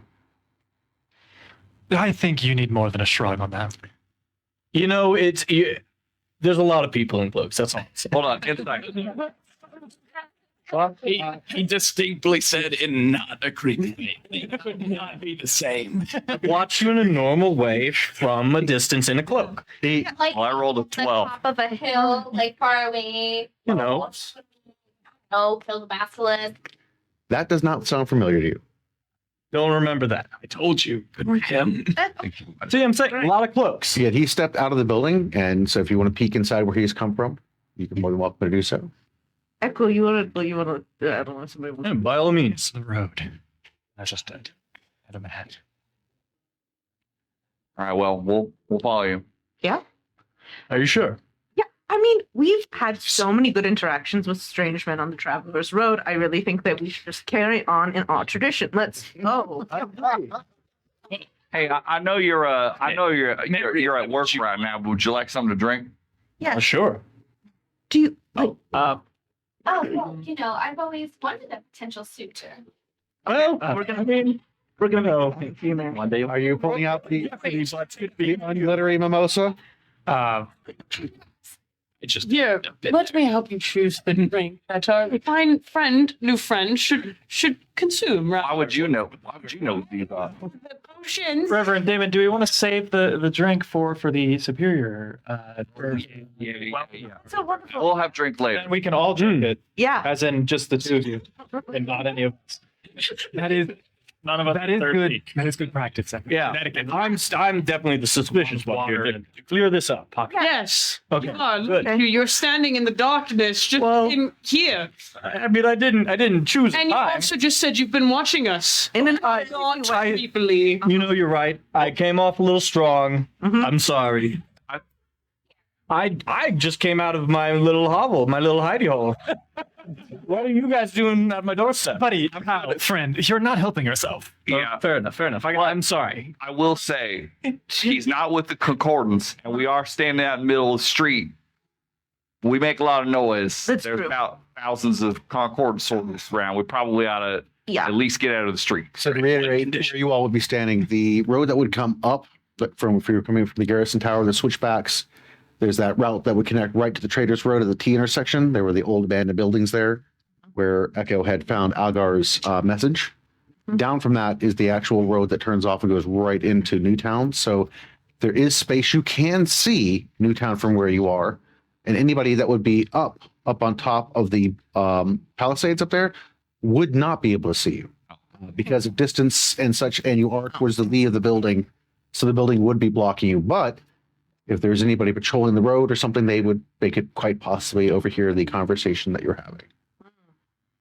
I think of the recent options and opportunities we've had, speaking specifically the last several days. This sounds almost pleasant. Please, lead the way. Yeah. Understood. Genuinely, the choice is yours. We've made our choice. Yes. All right. Carry on. Let's venture on. All right. Yeah. So he takes you down the Traders Road heading south. Great. As you all are passing by Newtown, you can see the exterior buildings. There isn't a single light on any of those buildings that as far as the outside section went, with the taxman's office, several shops and some homes. There aren't even any animals in the field outside of these homes as well. The gates are closed, though it is night, which they definitely do. But the palisades are lined with torches about every 10, 15 feet, and there are dozens and dozens of soldiers manning the palisades. And as you are proceeding south, you can see that they are watching the road as you all are marching down it. There's really nowhere to hide out here. It is just fields, and the only place that you could possibly hide for the most part would be like pressing yourself up against the small little stretch of houses over there. But outside of that are the tilled fields, as the wheat and such has already been harvested at this point. It is relatively flat and open. From where you are looking south, just across the bridge that goes over the Wild Run River, you can see that there are those glow of lights in the distance that would be just about opposite of where the mill would be across the river there, which from your recollection of when you visited the mill and such, there shouldn't be anything over in that area. It is a large cleared zone where the timber has been taken down. While we're being led, following over this, sir, Vaughn is racking his mind to see if he can remember any of the appropriate practices or etiquette for meeting individuals of upper nobility and or military positions in the Antherian Dominion. History, please. Or if you wish, there's something else you think you might be able to trade instead of that? I think history sounds very good. All right. It's 15. 15. You begin searching your mind for the training that you had as a child in preparation. You and your siblings would all have some formal training in court etiquette and such, and you're feeling pretty confident that you should be able to give whomever you meet their stations due.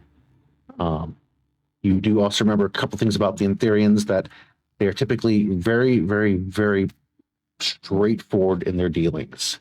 They are quick to charge, quick to hold you accountable for not honoring commitments. As a matter of fact, after Granitegard fell, where the Concordance has been continually aggressively trying to gobble up land and such, and extending no real commitment to the agreement, the accord that all three had, Antheria has maintained the Traveler's Road, has maintained the pass, and it keeps its soldiers basically sacrificing their blood to keep the North open. Okay. So, anything else that any other questions or such? No, you answered many. All right. I'll saddle up next to Vaughn in this journey, and I'll say, as you may know, Antheria is not a fruitful land. We benefited much in the past from the green lands of Granitegard and hope to one day again. So long as you have such intentions, you may go well in this meeting. Trust me, I have the grandest of intentions as to what comes after we accomplish what it is me and my traveling companions need to accomplish, but I need you to understand and to assist me in passing this on to your superior. There is much to be done before we can strike these types of accords. I couldn't agree more. Well, thank you, and I look forward to having your aid in that conversation. Of course. So my friend Mary, actually, just while you're here, she's very strong And I've seen her take down so many enemies. Just like let you know. Yeah. That's key to Great. holding up the That's perfume Frank next will to be you. Beneficial in our ongoing relationship. I think so. Not that kind of relationship. No, making Like a all right. work relationship. Exactly. Relationships are a lot of work. They Welcome back to the Granitegard Love Collection. So, as you all are proceeding down the Traders Road, as you approach the bridge, Waits for no one. you can see that the Antherians have posted up embankments here around both edges, both sides of the bridge, and they are manned with soldiers. Therefore, they are controlling the road south. They see Tarquin, and they do a bit of a bow to Tarquin, and you all pass by without any interference or any interruption from them. Crossing over to the side, you can also see where they have reinforced that position as well. I'm looking for any signs of skirmishes or issues or fights or battles or individuals who look like they've recently been in battle as we make it this way. Perception, please. Yeah, I'm trying to find a word. 7. 7. You, unfortunately, given the moonlight and such, you are unable to tell whether anything has been. You don't see anything recent here, but what you do see is all these men are definitely seasoned soldiers. Their armor obviously has been fixed a couple of different times. There are pieces that have been replaced here and there on it because they look a little bit newer than some of the older pieces as well. They all carry the same insignia on their armor that Tarquin wears. And every single one of these soldiers seems to have a unique weapon or shield, but the shields all bear the same insignia on them. Must be the unit crest, you're guessing, because it matches, again, the insignia that you see on Tarquin's shield. But as you cross to the side of the bridge, Tarquin leads you off the road and now heading north following the Wild Run River. And you see that, actually west following the, got to reorient myself. West along the Wild Run River towards where the trees and stuff would be on the opposite side of the mill. Given the depth and the speed that the river runs, basically there would be no way to cross the river here without having to build a bridge or swim across in really adverse conditions. So when you see the camp in front of you that was not here 4 days ago, it is an engineering marvel. They have dug moats. They have erected earthen walls. There are palisades up. There are towers. And you can see right now, from where you are, it looks like there are some siege engines and such being constructed on the other side of these palisade walls. As you approach the very narrow funnel that would lead you into the front gates of the camp here, it is very much set up as a death trap. It is one of the few ways it looks like you could enter the camp, therefore creating a very fortified position for the soldiers therein. On top of the palisade up there, you hear the guards call down an Antherian and give a challenge to Tarquin, who immediately replies with some sort of, you're guessing, a pass code system back and forth. Mm-hmm. And there's a shout in Antherian, and they begin to open up. Scout is. All right. You make a note of such. And into the camp, you begin to march. There is a central line that bisects the camp north and south and east and west. To either side of this open area are tents, and the tents are very much arranged in these perfect rows of symmetry. And as you can see, there are within those areas also additional tents that you can't quite make out what those must be, but you can smell food from one area. Looks like there's a medical area set up as well. There is a construction area. Looks like engineers are still overnight working on stuff. And there's a central promenade area. He leads you past that and off to the upper right quadrant, which appears to be an officer's area. And there is one particular tent that has several sets of guards outside the tent. And as Tarquin arrives, he steps up and whispers something to one of the soldiers, who then nods, grabs the tent flap and pulls it open. And Tarquin begins to usher you into the room. And at this point, I am going to ask our guests to join us. Yeah. More guests. Guest on guests. Tarquin Jr. Yeah. This is my son. Better luck next time there. You can see the resemblance. As you all are stepping in and through the tent, you see Well, actually, would you go ahead and describe yourself, Exotaurus? Storms is a man of modest stature compared to what you think a great man should be. He's only 6 feet tall. He has very average looks. Well, compared to his soul, that's all taller. It's double my height. His hair is pulled back, braided along the side, with ponytails out, his hair hanging down. His armor has thousands of scratches and dents, but it is his matte colored finish. His shield has hundreds of notches around it. And he just very much looks like a grizzled veteran in his years. Sitting next to him is another gentleman.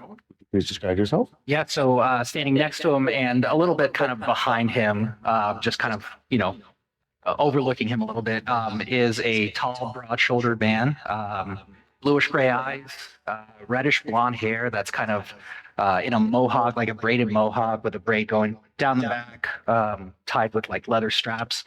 You see a tattoo that's wrapped around his face, starts on one side of his face, goes around the back of his head, and ends on the other side, kind of like this.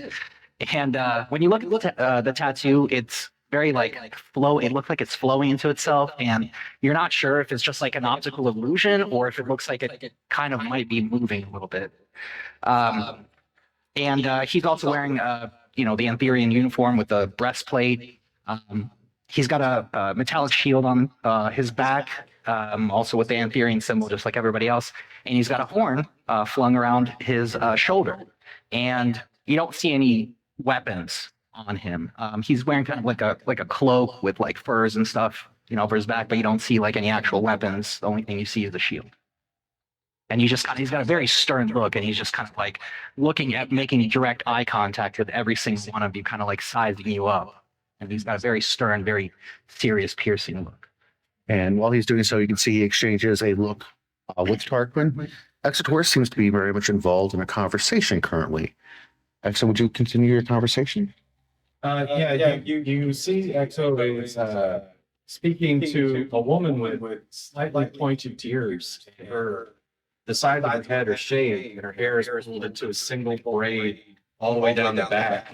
And she's wearing armor that's been repainted to match the Antherian colors. But she's very clearly wearing armor of the Temple of the One God's Vanguard. And they're having a discussion about logistics as the temple opens, and you see Avery is standing behind her. And he says, please go with haste. Brother Tarquin. Septimus. And I will take off my helm and my traveler's cloak, and I will reach over and give my friend a good hug. As Avery and Ariel walk past you, not really even bothering to match your eyes too much, just continuing on what they're doing, as Tarquin's helmet comes off, immediately Echo and Mary recognize the face. And he was the guard that was standing outside of Mary's room and watched over Pavis's body.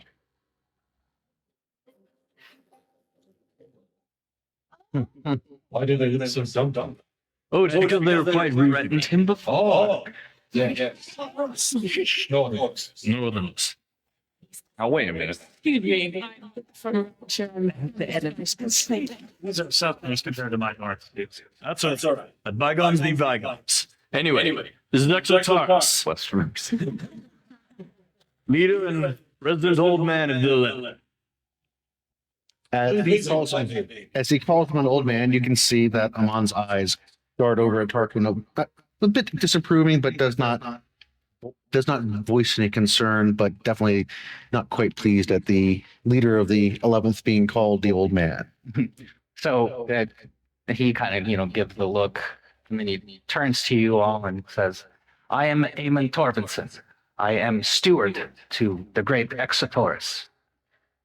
You have all journeyed a long way, and we are looking very much forward to meeting you and discussing some terms. So please. Hold on. Maybe I wasn't paying attention. Is your name Stuart, or is your name? No, I am Eamon. Steward. Eamon, I'm steward to Exotaurus. Is my chief advisor. And the Reverend's ear. Steward. human 2 days. That is a common mistake that most people that are not familiar with me make, but it is innate. Remember that.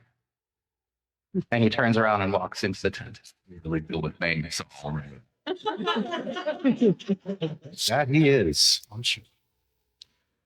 So, Exo, what are you And doing? he kind of like stands there and holds the tent flap. Vaughn, I guess. Holding all of you as Exodus will look each of you up and down, like very carefully. Just you feel like he's just like penetrating his gaze, and as he walks and looks at each of you, you notice that he has these pieces of claw attached to everything: his armor, his weapons, his shield.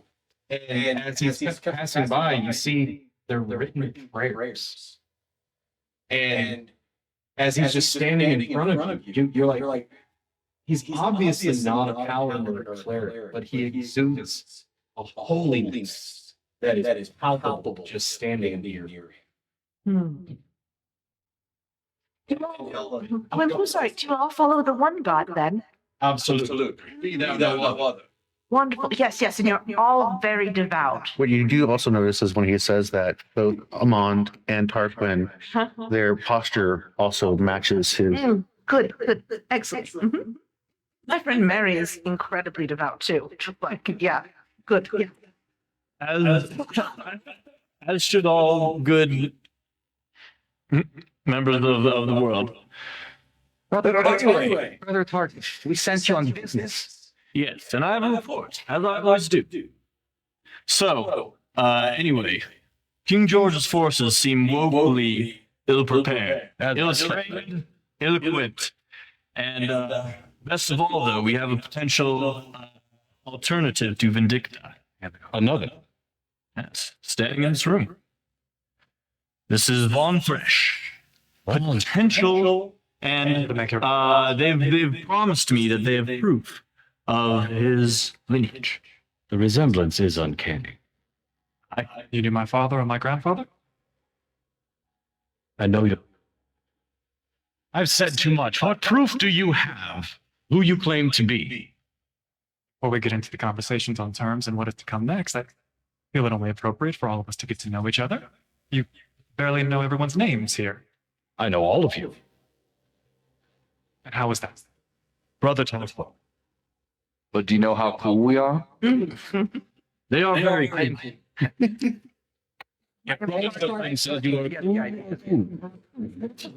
What say you? About what, brother? About them? Any motions towards Vaughn? That is yet to be seen. There is another who claims the throne. Another, you speak of George. Invicta. Invicta? Yes. Vindicta. Must you always make fun of her? It is an inside joke. Should she sit on the throne, we will bow the knee.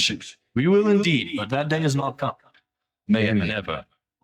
And who is this individual and where do they hail from? Damon, there's a bit of a More. sensation that you get. And you've experienced this before, back when you were at the wedding, when someone else has used the shadow. And in a moment, standing back, isn't there a moment ago? It is a woman. Maybe she's short. It's hard to tell exactly because you can't truly see her face. But she's maybe about 5 foot tall. Maybe she's not done growing. Again, difficult to tell. Hair is pulled back into a tight bun. There's a mask of black fabric that covers her from her nose down. And her outfit is in full black as well. She has 2 sheathed daggers, and they are in a cross pattern on her back, just where your angle is, you can see that. And she is definitely not pleased, judging by her eyes, as she clears her throat and says, "Yes, I see you brought visitors to the camp. Why was I not informed?"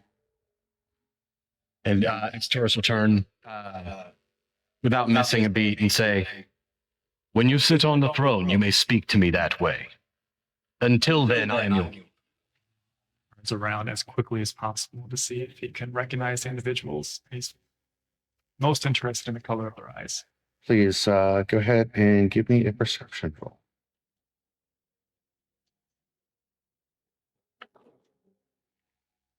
16. You're not sure whether you should step forward, whether you should say something or not, but as you look into Bashir's eyes,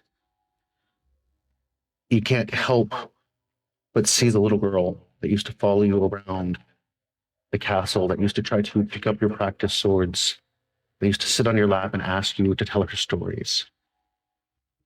But you don't see that little girl in those eyes any longer, and she stares at you with a hatred that bores deep into you. Just piercing. You could tell if there were daggers in those eyes, they'd be stabbing.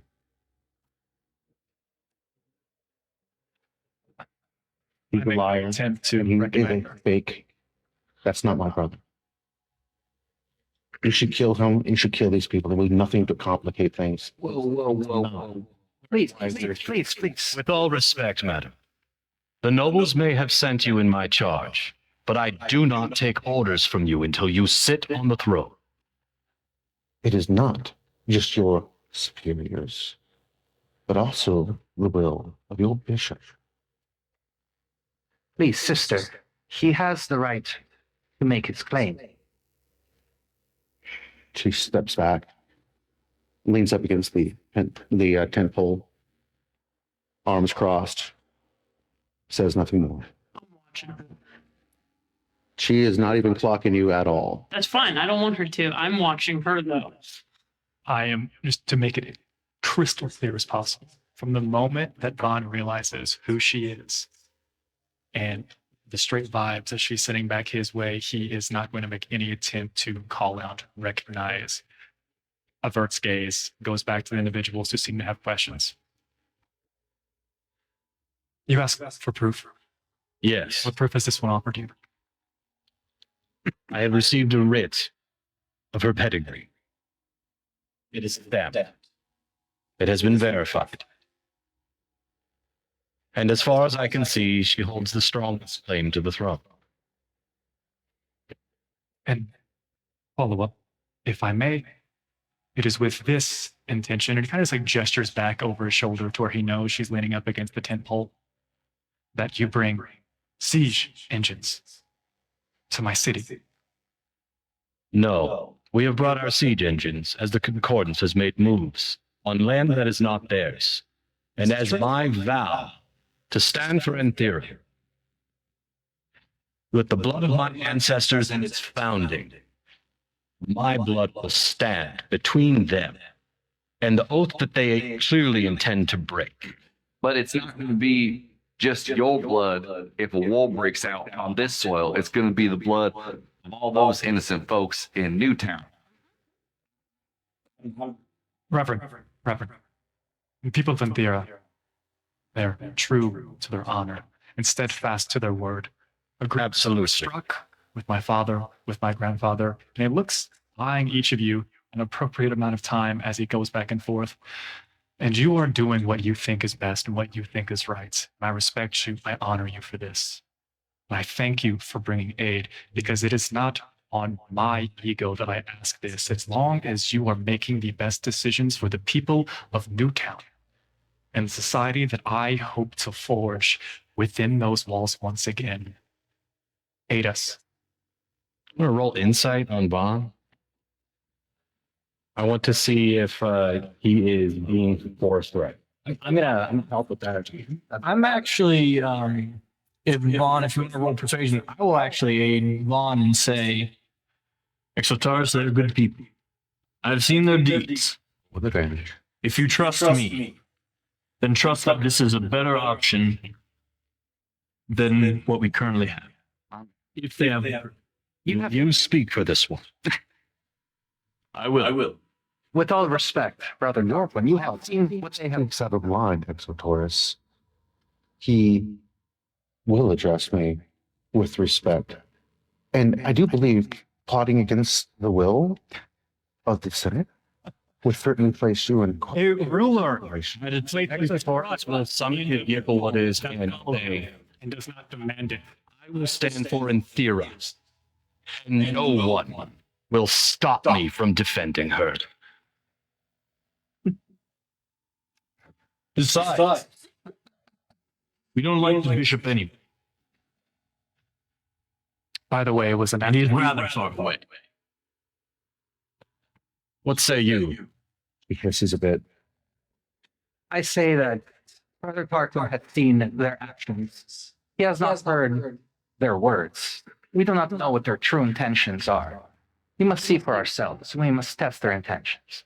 It is true that he has a right to a claim to the throne. However, whether he is a rightful ruler, his liar, his... Madam, you have had your chance. You have made your claim. I have proof. But he has not had a chance to present his yet. He may have proof as well. We have three chances. What do you have? I step backwards and to make sure that I'm not in front of the rest of the people that I brought with me. And I say, there is no paper, there is no writ, there is no seal, there is no stamp that will speak on my behalf. There are only the individuals that walk with me because I do not stand before them. And I turn around quickly to face her because I do not demand their allegiance. It's just we do what is right and we do what is necessary and we will do what is best for Granitegard. And if you have forgotten what our parents have taught us, then you do not deserve to sit on the throne. You see a calm come over Exotaurus's face when he hears you speak that way, and he gives you a look like he understands that kind of thinking. And yeah, you could see Eamon kind of like trying to hide the little smirk that he has on his this one speaks with honor. He's a good man. But what happened to you? She reaches up and touches the mask, and she pulls it down. You can see there is no nose. There is no flesh along here. It is peeled back in the most horrific scarring possible. And then she pulls it back up. I was left alone in that city. I know the terrors they faced behind those walls. And I will not let the people of Granitegard suffer at the hands of those that would abandon them. I tried coming back. Great job you did of that. Brother Eamon, where would such a record be kept in the annals of Granitegard? Incomplete. He left his people. I imagine in the library.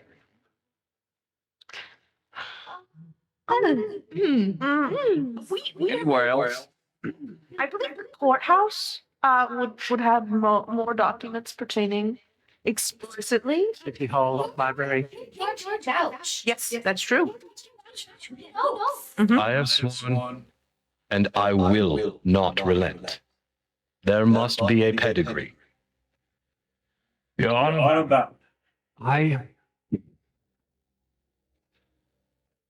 Then, if this is what you need, and this is what you require to fully trust us, I am sure what is necessary will be found within the keep itself. That seems reasonable. You must at least make an effort. It's your call, Scouts. You're going to go in the city? They will not go alone. What do you mean? You will go with them. Yes, sir. If you want to see what they like, I'll pull out a handbook. Brother Tarquin speaks for me in my stead. He will see you to obtain this record and return it. Please do so before I wage war with the Concordance. I appreciate the sentiments. I also appreciate the timeliness that you are requesting of us, but again, I do not make decisions for this group that walks beside me, but I will express to you that we have our own pressing matters. I did not return to this city necessarily to claim the throne, but to ensure a future for my people. Do you not want the throne? I do. I must now that also I've secure a seen what future for my people. And we must also keep in mind that Time is of the essence. Time is surely of the essence. We will not have a future to consider if we do not finish the task laid out before us. I hope you understand that I too am honor bound. Should you bring me your pedigree, should you raise a greater claim to this throne, then I will pledge my hand to defend you. Serious? If he is the rightful ruler, then yes. You had your orders. You have had your chance. And you have What greater claim could there be than what he's already done?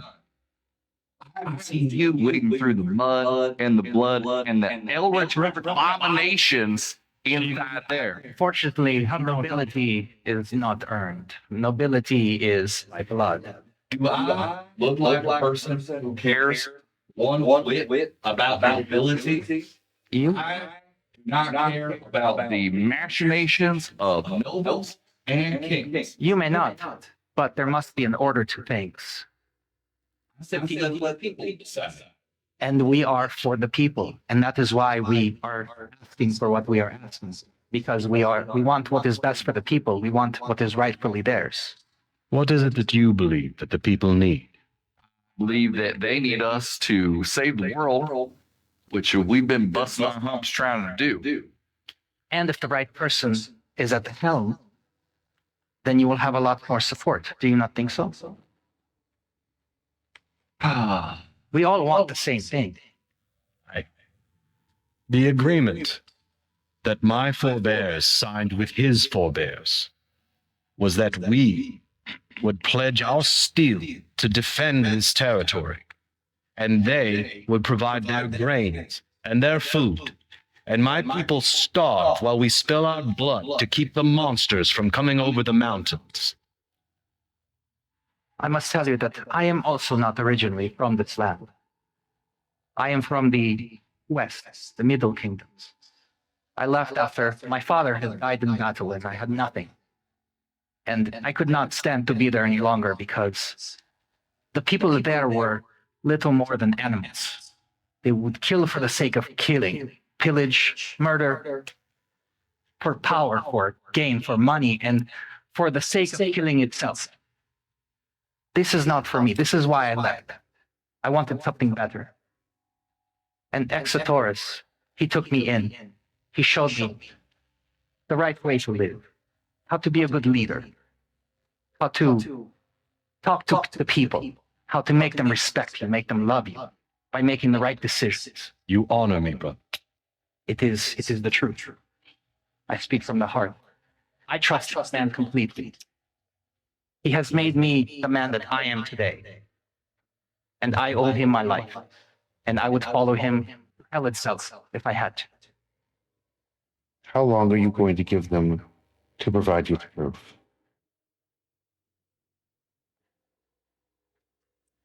How long do we have? The longer you wait, the worse things are getting inside Newtown there. The less chance you're going to have to hold it. Especially with 10,000 of their men. How fare the people of Newtown?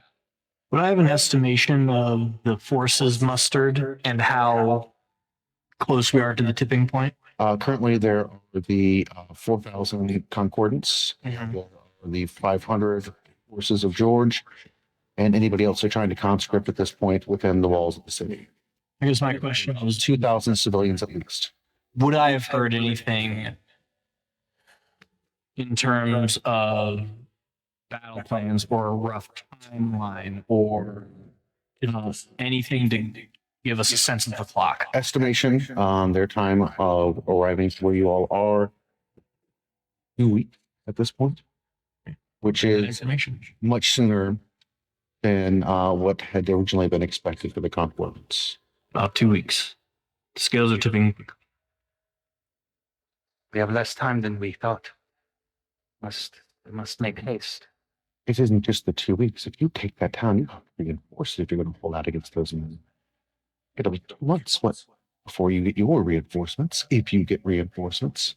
I would hedge a bet for one of my brothers against 50 of theirs.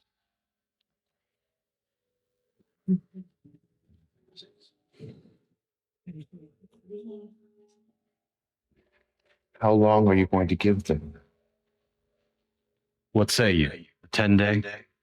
10 days seems sufficient. That will give us time to prepare if Damon, you can see her backing away, and as she begins to back away, she's stepping into a shadow right now.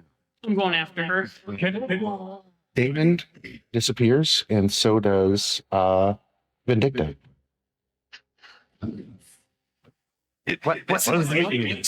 What just happened? Where is your companion? Happens. Just happens. And I said, I on the tent to start sniffing for Damon's trail. She belongs here. When she is. the shadows get thick like that and Damon disappears after her, Exotaurus will hold up his hand and begin to pray, and suddenly he glows daylight, and there are no more shadows in the tent. At this point, neither Damon nor Vindicta are in the tent. We are bound to protect her. We must find her. Men, follow me. I'll issue to you guard. If she does not wish to be found, you will not find her. What of your companion? Does he seek to harm her? Only she needs harming. It wouldn't hurt a fly. I mean, stab. Or unless the fly, yeah. I've sent my companion after him. We're while not sure of his abilities all the time, we can find him. It will be customary to wear a red nose. Yes. It's a new order. The noblest of all warriors wear the red nose to You wouldn't have heard of us. show their prowess and valor. Secret. The enemy to the Yes. Where did you learn to fight like that? Or when we get back, we can talk. Find your friend. Yes. Do you know how to communicate with your companion? Do you know where he is? You can do more than communicate with her. Oh, you're speaking of Damon. Of your companion, yeah. Some of us do. He kind of comes and goes. You must find him. We do not want any trouble. Time is of the essence. These are petty squabbles. We do not need this. Young master, I offer you this. As I've pledged to uphold the agreement with your forebears, should you provide that you are the true heir, then I will pledge my forces to defend you as well. Accept your pledge with an addendum. If and when we do not return, please understand. Move forward. Execute whatever you need to do. Ensure that Newtown and the individuals there are taken care of. The children will be spared. I cannot speak for the adults. Those who do not lay down their arms will die. Then you will have what you need in a 10-day. If there's one thing I could request, please. And Vaughn is going to lift up his left arm where there is a buckler attached to a gauntlet that Skeech had made for him. You need not recognize it, but please pass a message on to the, I refuse to use that name. Please pass a message on to Brashera and tell her that we laid Sir Gendron to rest. And tell her that the girl I remember who dreamt of being a knight just like him, Sir Gendron would be disappointed in what I saw today. As the sun rises, your message shall be delivered. Thank you. As long as she returns unharmed. Fine. We'll be fine.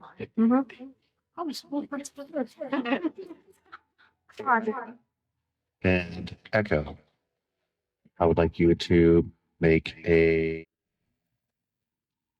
I'm going to let you use stealth for this because you're tracking somebody with skills similar in nature to what you have. Oh, she's good. So I'm going to let you make a stealth roll, and that's going to be your tracking roll. And you can use Sky's tracking as well. 26. Sky got a 19. Okay. So, Sky does her best with trying to track down Invicta. And Damon, you are doing your best to try to keep up with following Invicta, using the shadows, popping in and out, and slipping around. And you've never dealt with something like this before. All of those that you skirmished with back in the day, they weren't this level. You are also very self-taught on a lot of it, which gives you an interesting perspective on it. But again, as you're slipping into that shadow realm, sounds, distortions, and such like that of the world, looking through this shadow vision that you have, it takes you some time. But finally, in a clearing in the woods, several miles from camp, you locate her. She's crouched down behind a rock next to a tree. Something comes up behind you, and just as you are ready to strike at it, Sky crouches down next to you. The young woman standing there looking the opposite direction of you, and she begins to pivot about. She's like, "Where are you? Where are you? I know you're out there. I can sense you." And as she begins to look your direction, behind her, the woman in black appears. And it's as if she's basically just been standing there that whole time. Just as you're looking at Invicta, she begins walking. That's when the woman in black just kind of steps out from where she had been a moment ago. And you hear her voice. "Be at peace, my daughter. I'm here. I'm here." She's like, "Be at peace. Are you mad? He's here. He's here and he's ruining everything. Why would you let this happen? We have it in our hands." The woman's voice keeps that same calm demeanor. She's like, "Of course he was coming here. This is all as it should be. He has his part to play. You have your part to play." And as she's speaking to her, the woman in black is kind of circling about. Her arm is outstretched and just gently touches her along the back, kind of traces along, keeping gentle contact with her. And at one point, she takes her chin and lifts it up and caresses her. She's like, "My child, listen. If you trust in me, I will assure you, you will have your throne. You will restore your people. And we will deal with them. But again, there is a part that he has to play." And as she steps away from Invicta, you can see the young woman is shaking a bit. Tears are welled up in her eyes and just frustration. She's like, "He shouldn't be here on this. Why is he left me and now he's back to save these people?" She smiles. The woman in black, you're assuming just in the tone of her voice, of joy in that. "He is full of false promises. He struck a deal with something. And when it's done with him, there'll be nothing for him to do here on this, nothing left of him to rule. Have no fear. It is arranged." And with that, the woman in black steps around her again. As it looks like she should step to the side, she doesn't. She's gone. And it is just Invicta standing there.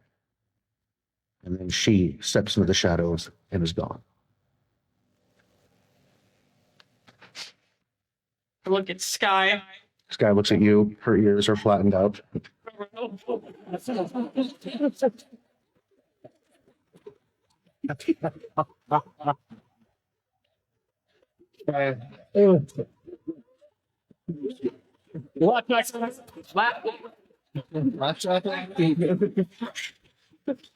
Pause. Oh, it's not possible. Yeah. It's full of. Back to the camp. I would just like to establish when Guy found Damon, Echo just collapsed. So if someone caught him, that'd be nice. But he probably just fell on the floor. I can assume that basically Echo is in like full conversation at this point, talking about Echo stuff. And then just Mel, we found him. Is your companion okay? Normal.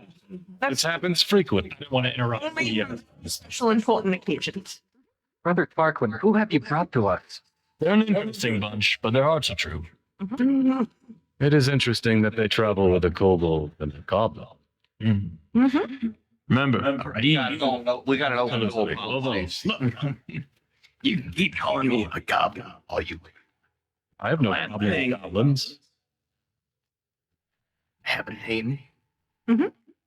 Sir Skeech. Ah, a knight. Real quick, I'm heading back, right, with Sky. Okay. Yeah. I will kneel down in front of you and say, I am honored, Sir Skeech. By what act of valor did you receive your title? Please do not tell us that you are trying to claim the throne as well.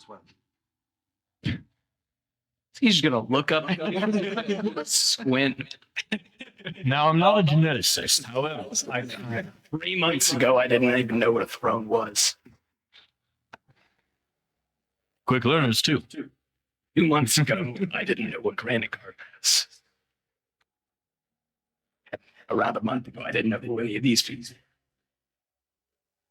So yeah, a lot, really fast, I guess, is how I got this. The dead guy gave me this title. Sir Gendron also has a name. Sir Gendron? A holy one. Good reason to get a title as any. But you know, I get so much about us because you've been watching the really not creepy. Well, not creepy way. Made sure not to be creepy, like you said. Yes, absolutely. Never. It's not to be creepy. You talk with a lot of conviction. And if my friends trust you, I guess I'll extend that to you, but I have no idea who you are. It seems everybody does. So like he like gets a real gentle tone into his face, like almost like he's talking to a child, but not condescendingly, and a quieter tone that is in stark contrast to the just being very stoic and stern. He says, "My name is Septimus, Sir Skeech. I am the seventh son of a seventh son, and received no inheritance of mine. I had to earn it.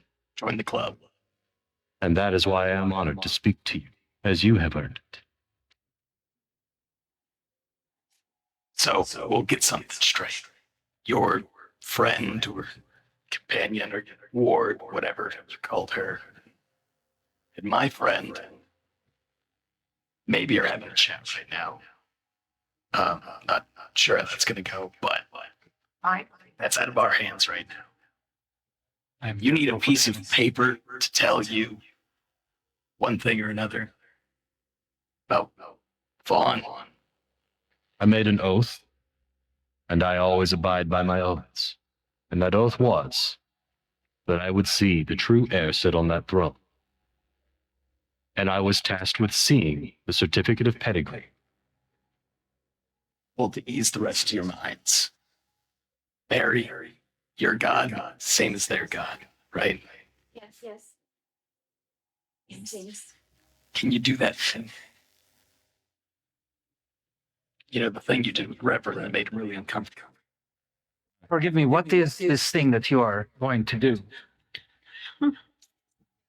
You want to hear the truth? Yes. Oh. I want to trust God, same as you want to trust me. And What I did on. you did that to Bond. Vaughn will step back forward, like trying to reestablish something like a little bit here. Skeech, I'm sorry. Skeech, that's not how we find trust. Bond, you said that we could speak for ourselves, and I just want a chance to do that. Maybe it's not just for you. I want to trust you.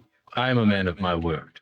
If you wish to, as I presume, ask your cleric to erect a zone of truth, then I will gladly submit to it. Please, Brother Exotaurus, this is not necessary. We don't seek to lie. What's the harm? Are you trying to hide something? How dare you speak to me this way in my own territory? Mother is my chief advisor. He looks out for the best interests of me. So please pardon him. He always looks for the worst in people because he usually finds it. We have just met. I have no reason to trust you. And the same thing goes for me. Agreed. It is all right, brother. I will subject myself to it. If I'm willing, I ask you the same. And Aemon will look at Exotaurus and he'll look at Skeech and Do we not all bleed red? and he'll Steve nod looks over and take a like- step back. No. No. Commence. Heard zone of truth being mentioned and like mush and Steve. Let's go. Steve smiles at you, puts her arm around you, and takes you over to the corner. Okay, yeah, if you are going that way, I would only, I do this for my friend. And I will go ahead and roll the zone of truth on the floor. Recites the prayer. And Exotaurus will just step right into the middle of it. No pretense. The floor is yours. Skeech will step up in. All right. This feels weird, but I asked for this, so I'll answer whatever you have to ask first. Perhaps it might be a good idea for Master Vaughn to participate as well. Oh, he hasn't moved out of the circle. You what? I haven't moved out of the Oh, you're still in. Okay. Are we? So who's in the circle? Who do you want to be in the circle?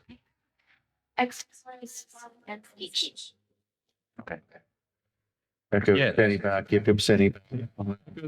Stop until David's back. Okay. I'm still holding Echo. Not going. Reverend and Steve are making out in the corner. Ooh, each with gestures. Oh my. And if someone wants to do that. All right. Aemon's gonna stand there at the ready for watching for any fight. It is true that I have slaughtered many of your kind, but never one that has surrendered, and never one that was innocent. I can't say the same. I accept that. But do you mean harm to the people of Granitegard, or of Newtown, or of Enthera? I don't know your people, but in what I promised to Sir Gendron, I want to protect the people of Granitegard. You knew Sir Gendron? Yeah. I have heard of this man. A devout man of his word. And he is the one that gave you this title? Yeah. Where is he? Oh, he died. We had an experience with Sir Gendron died closing the passage upon which I was carried out of. We went back into the city and we found his remains, but he was tethered as a ghost to his corpse. We laid him to rest, and it was before this that he knighted Sir Skeech. And you will, like, when he hears that Exotaurus utters the beginning of an incantation of like a prayer of respect and hangs his head for a moment. And it's like customary, like you guys would see, like taking a moment of silence for the departed. And then he'll look back up to you and say, "Are you the true heir to the throne?" To my knowledge, I'm the eldest in the line of the Linestra.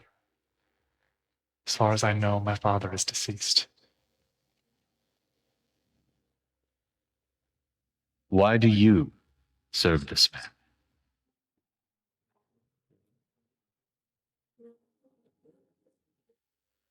He's the only one worth it.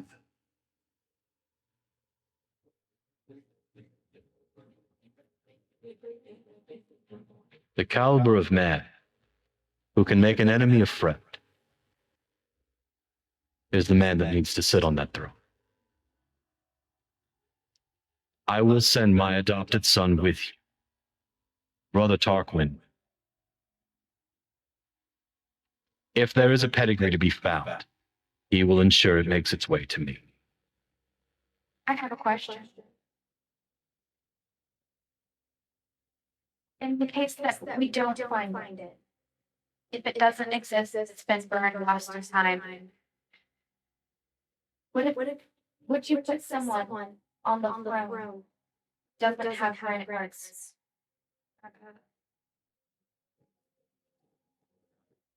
Would put red granite guards, not with the red, even if they're the right form. My vow is that I would put someone on the throne, but that I would do what is best for the people. But what if that person is I do not wish to choose the lesser of two evils. I wish to only choose the good. I don't feel that answers this question. You know the stipulations of the zone. They've said what they needed to say. Have I satisfied you? You have. Are there any other questions? And he'll look over towards you and look over towards Anna and over towards Yip Yip. I know this is kind of unrelated, but you recognize me as a kobold? Oh, Yes. Well, don't.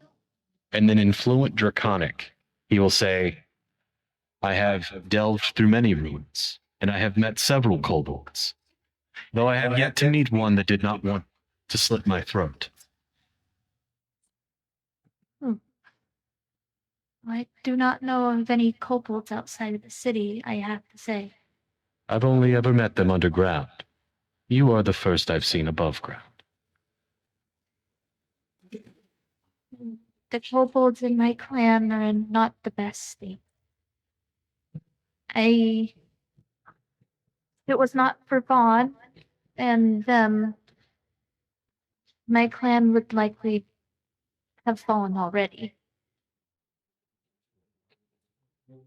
Brother Tarquin, if what they say of this man is true, then the blood of our ancestors will defend him. It's the truth. I have a question. Do you know who I am? I don't know that I've ever seen you before. What is your name? My name is Mary Crossley. Crassus. Any relation to Paladin Crassus? America's my father. How fares he? I have not seen him in some time. No report from the city either. Should you find word of him,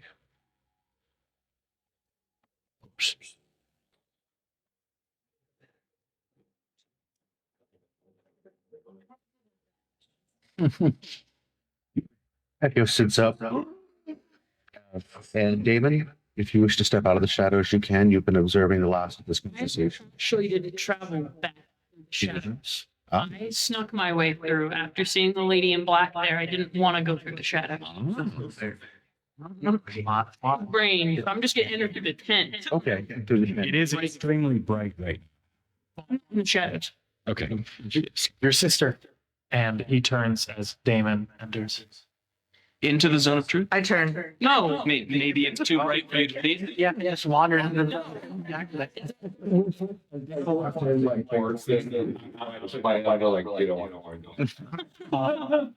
As soon as you snap to and yell, "On, your sister!" He's going to turn around and see you coming back too, and then would see Damon coming back as well, and with a very neutral monotone. I'm sure you had a very pleasant conversation. If you found my sister, I'm sure we can speak about that later. Still standing in the zone of truth, Exotaurus momentarily loses his composure. I can't stand that. Oh, sorry. Eamon is gonna walk up to Damon and just real quietly just be like, I understand that you might have business with her, that apparently you have similar powers. But while you are here in our realm, never do that again. You don't control me.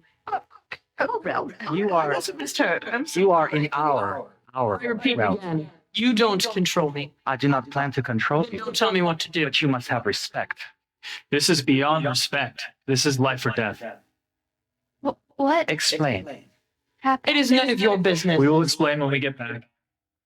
Per Bond's request. This is his family matter. I think it's fine. Listen, they may trust you. I don't. I don't have to tell you anything. I don't trust him. Brother Exotors, this is unacceptable. They come into our house. It's a tent. They show disrespect. It is a figurative term. It's a really so like nice tent. It's not just any tent. It's like made of like strange purple furs like you've never seen. Yeah. To a bad foot here. We it's all getting very tense, but Intense, you could say. We trust others who do not share our faith to hold to the same honor that we do. We must be the best at all times. We need to go. I If understand. you say so. I can only. hey, you know what? I would say this isn't the best party that we've been to in the past couple days. The worst party we've been to. Mid. But thank you for your hospitality. We gotta go. Cause reasons. Mm-hmm. And I'm looking at like how spooked the two of these look. We gotta go. I guess y'all come with us if you want. Master, If you, cool. Yes, my lord. Would I I? will send Tarquin, who is my adopted son. But you gotta be cool, right? Oh yeah, I can hang. And I'm still standing in the zone of truth to say, you may trust him. I will do everything in my power to ensure that your adopted son Tarquin is returned back to the same condition. Thank you. As I suppose. Go with my blessing. Aye. Thank you, Extars. I'll kneel. May the one God protect you. And you as well. And I will actually, with that, I will attach a seal to his armor. It is a one-time use cure wounds. And I'm going to use my my psionic power to communicate with Tarquin remote, so within a mile, for the next 1 hour, just an hour. That's about that's about a mile. Yeah. So, Brother Tarquin, if anything goes awry, please. Of course, I'll. Safe journeys. And all of you as well, and to you as well. We all wish the same. We all wish for peace, for prosperity. And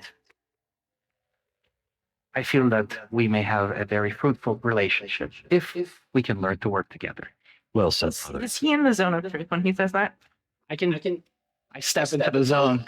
I just watch one pinky toe in the zone. They're very fond of me, zone. Accepted. All right. They must lie to one another. Yes. I want strange customs in your culture. Strange. To look up at Emmond as he steps into the zone of truth. Say, what took this? Took me so long to do. For what? Then I'm going to gesture down at the floor. Took me so long to step into your circle. Join us. I have always been here. I have no reason to lie. You have not asked me anything. If you like, you can ask me whatever you like, and I'll step into the circle. If you were a vegetable, what vegetable would you be? Yeah, I was going to say potato. How did you know? Sorry.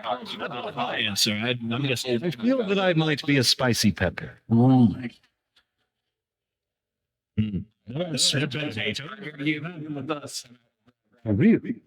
As the great discussion about potatoes versus I pull out a gold coin. Would you bring me one? Of these potatoes sweet. Yeah, sure. And I'll just have a sweet potato.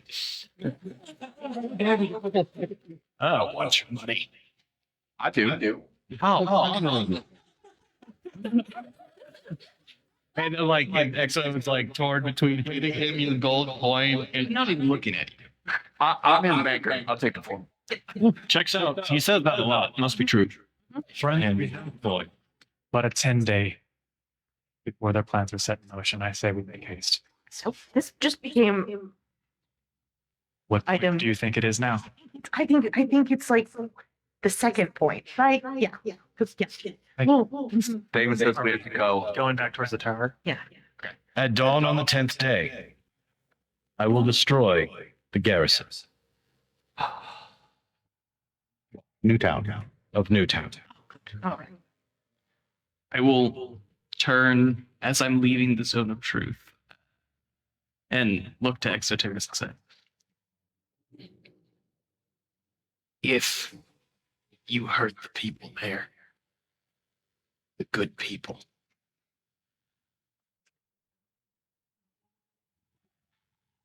then you and I are going to have a meeting. I like it. You have my word. What he said. I will send my forces in to evacuate the good first. And everyone that remains will die. Should you not return in 10 days.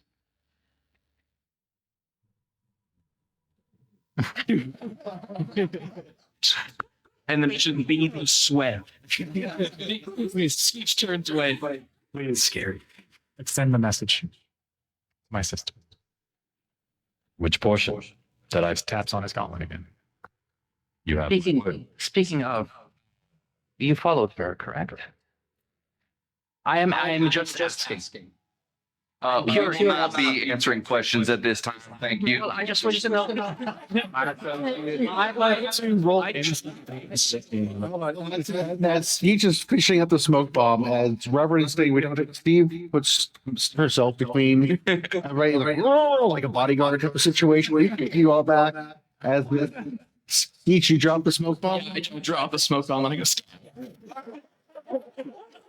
Take off. Right, you begin dragging. As soon as the smoke bomb hits the ground, one of the bodyguards would probably jump on it. And it looks like they're having some gas. Well, that's still 30 feet, but So you had that moment where you all kind of just run out of the eye contact this entire time. Before I leave the tent, I will say in Southern to that remaining, I will not be controlled again. And then I'll leave the tent. As you're leaving, can I say something to you? I left. in the smoke. It's in the smoke. You can say it. You can say it. David might hear. Before Damon leaves, I'm going to use another one of my bionic guidance. Mm-hmm. Do you have to see that target? Oh, yeah, before he leaves, as he's leaving. To see him. Ooh, to dark ones. Yeah, that's up for our GM. Yeah, so am I able to see him to do that? David, take yourself into the smoke, make a roll, and then you can try to run through that. Yep. Well, if you're not going to eat on it, Are we in there or what? Is it? Oh, I don't even, don't even worry about it. Let's go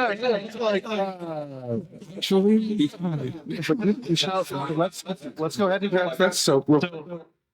As you're leaving, and everyone like is looking around, like you notice that Exotaurus's eye still follows you out.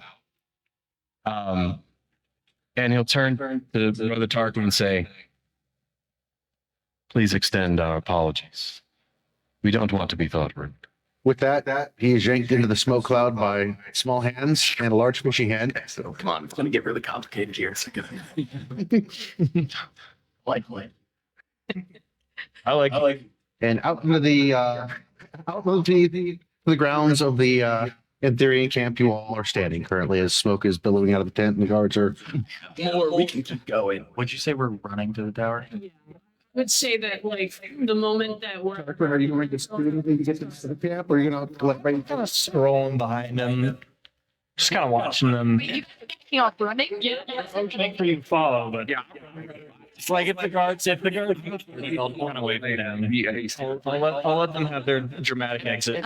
As they walk away, I'm gonna walk back to Taurus and aim at my brother Taurus. I did not mean any disrespect, but they were very disrespectful. I do not know how you let them talk to us in that way. I understand we have similar goals, but I appreciate your concern, Brother Amon. But a man of strength need not retaliate. Let people be who they are. Let them show you. there's only so much of that. I understand. It's who you are. Several minutes later, you all find yourselves on the Traders Road across the bridge on the Newtown side of things. Can I look into the shadows to see if I sense anything? It is very easy for you to see that there's currently nothing about using your vision.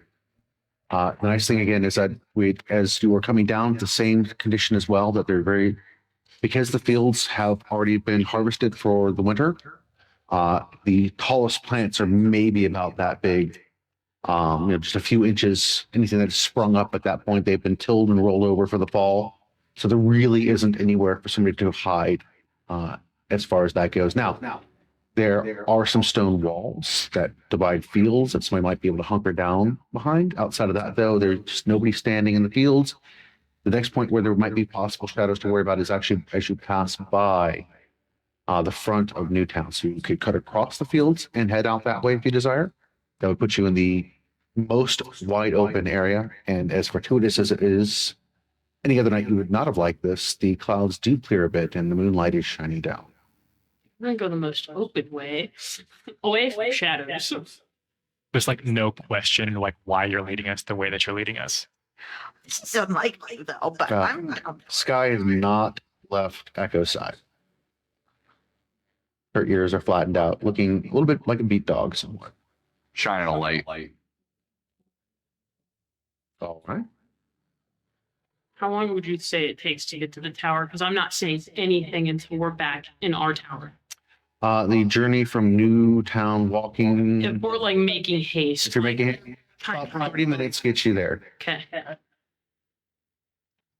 Do that. All right. And the return to the tower, people are most happy to see you all back. There's a flood of individuals. It's been quite some time since you all have been gone. And seeing as how you did not reemerge from the secret passage below the garrison tower, it's quite surprising to them that you're back at this point in time. Upstairs now. Of course. okay. And I'm gonna point over at Tarquin. Hello. You stay down here. Okay. You gonna send them over to Gildan? Go.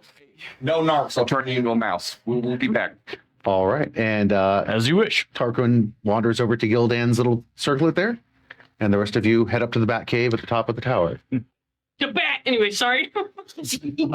Ovan, one last thing. Exotaurus raised me from nothing.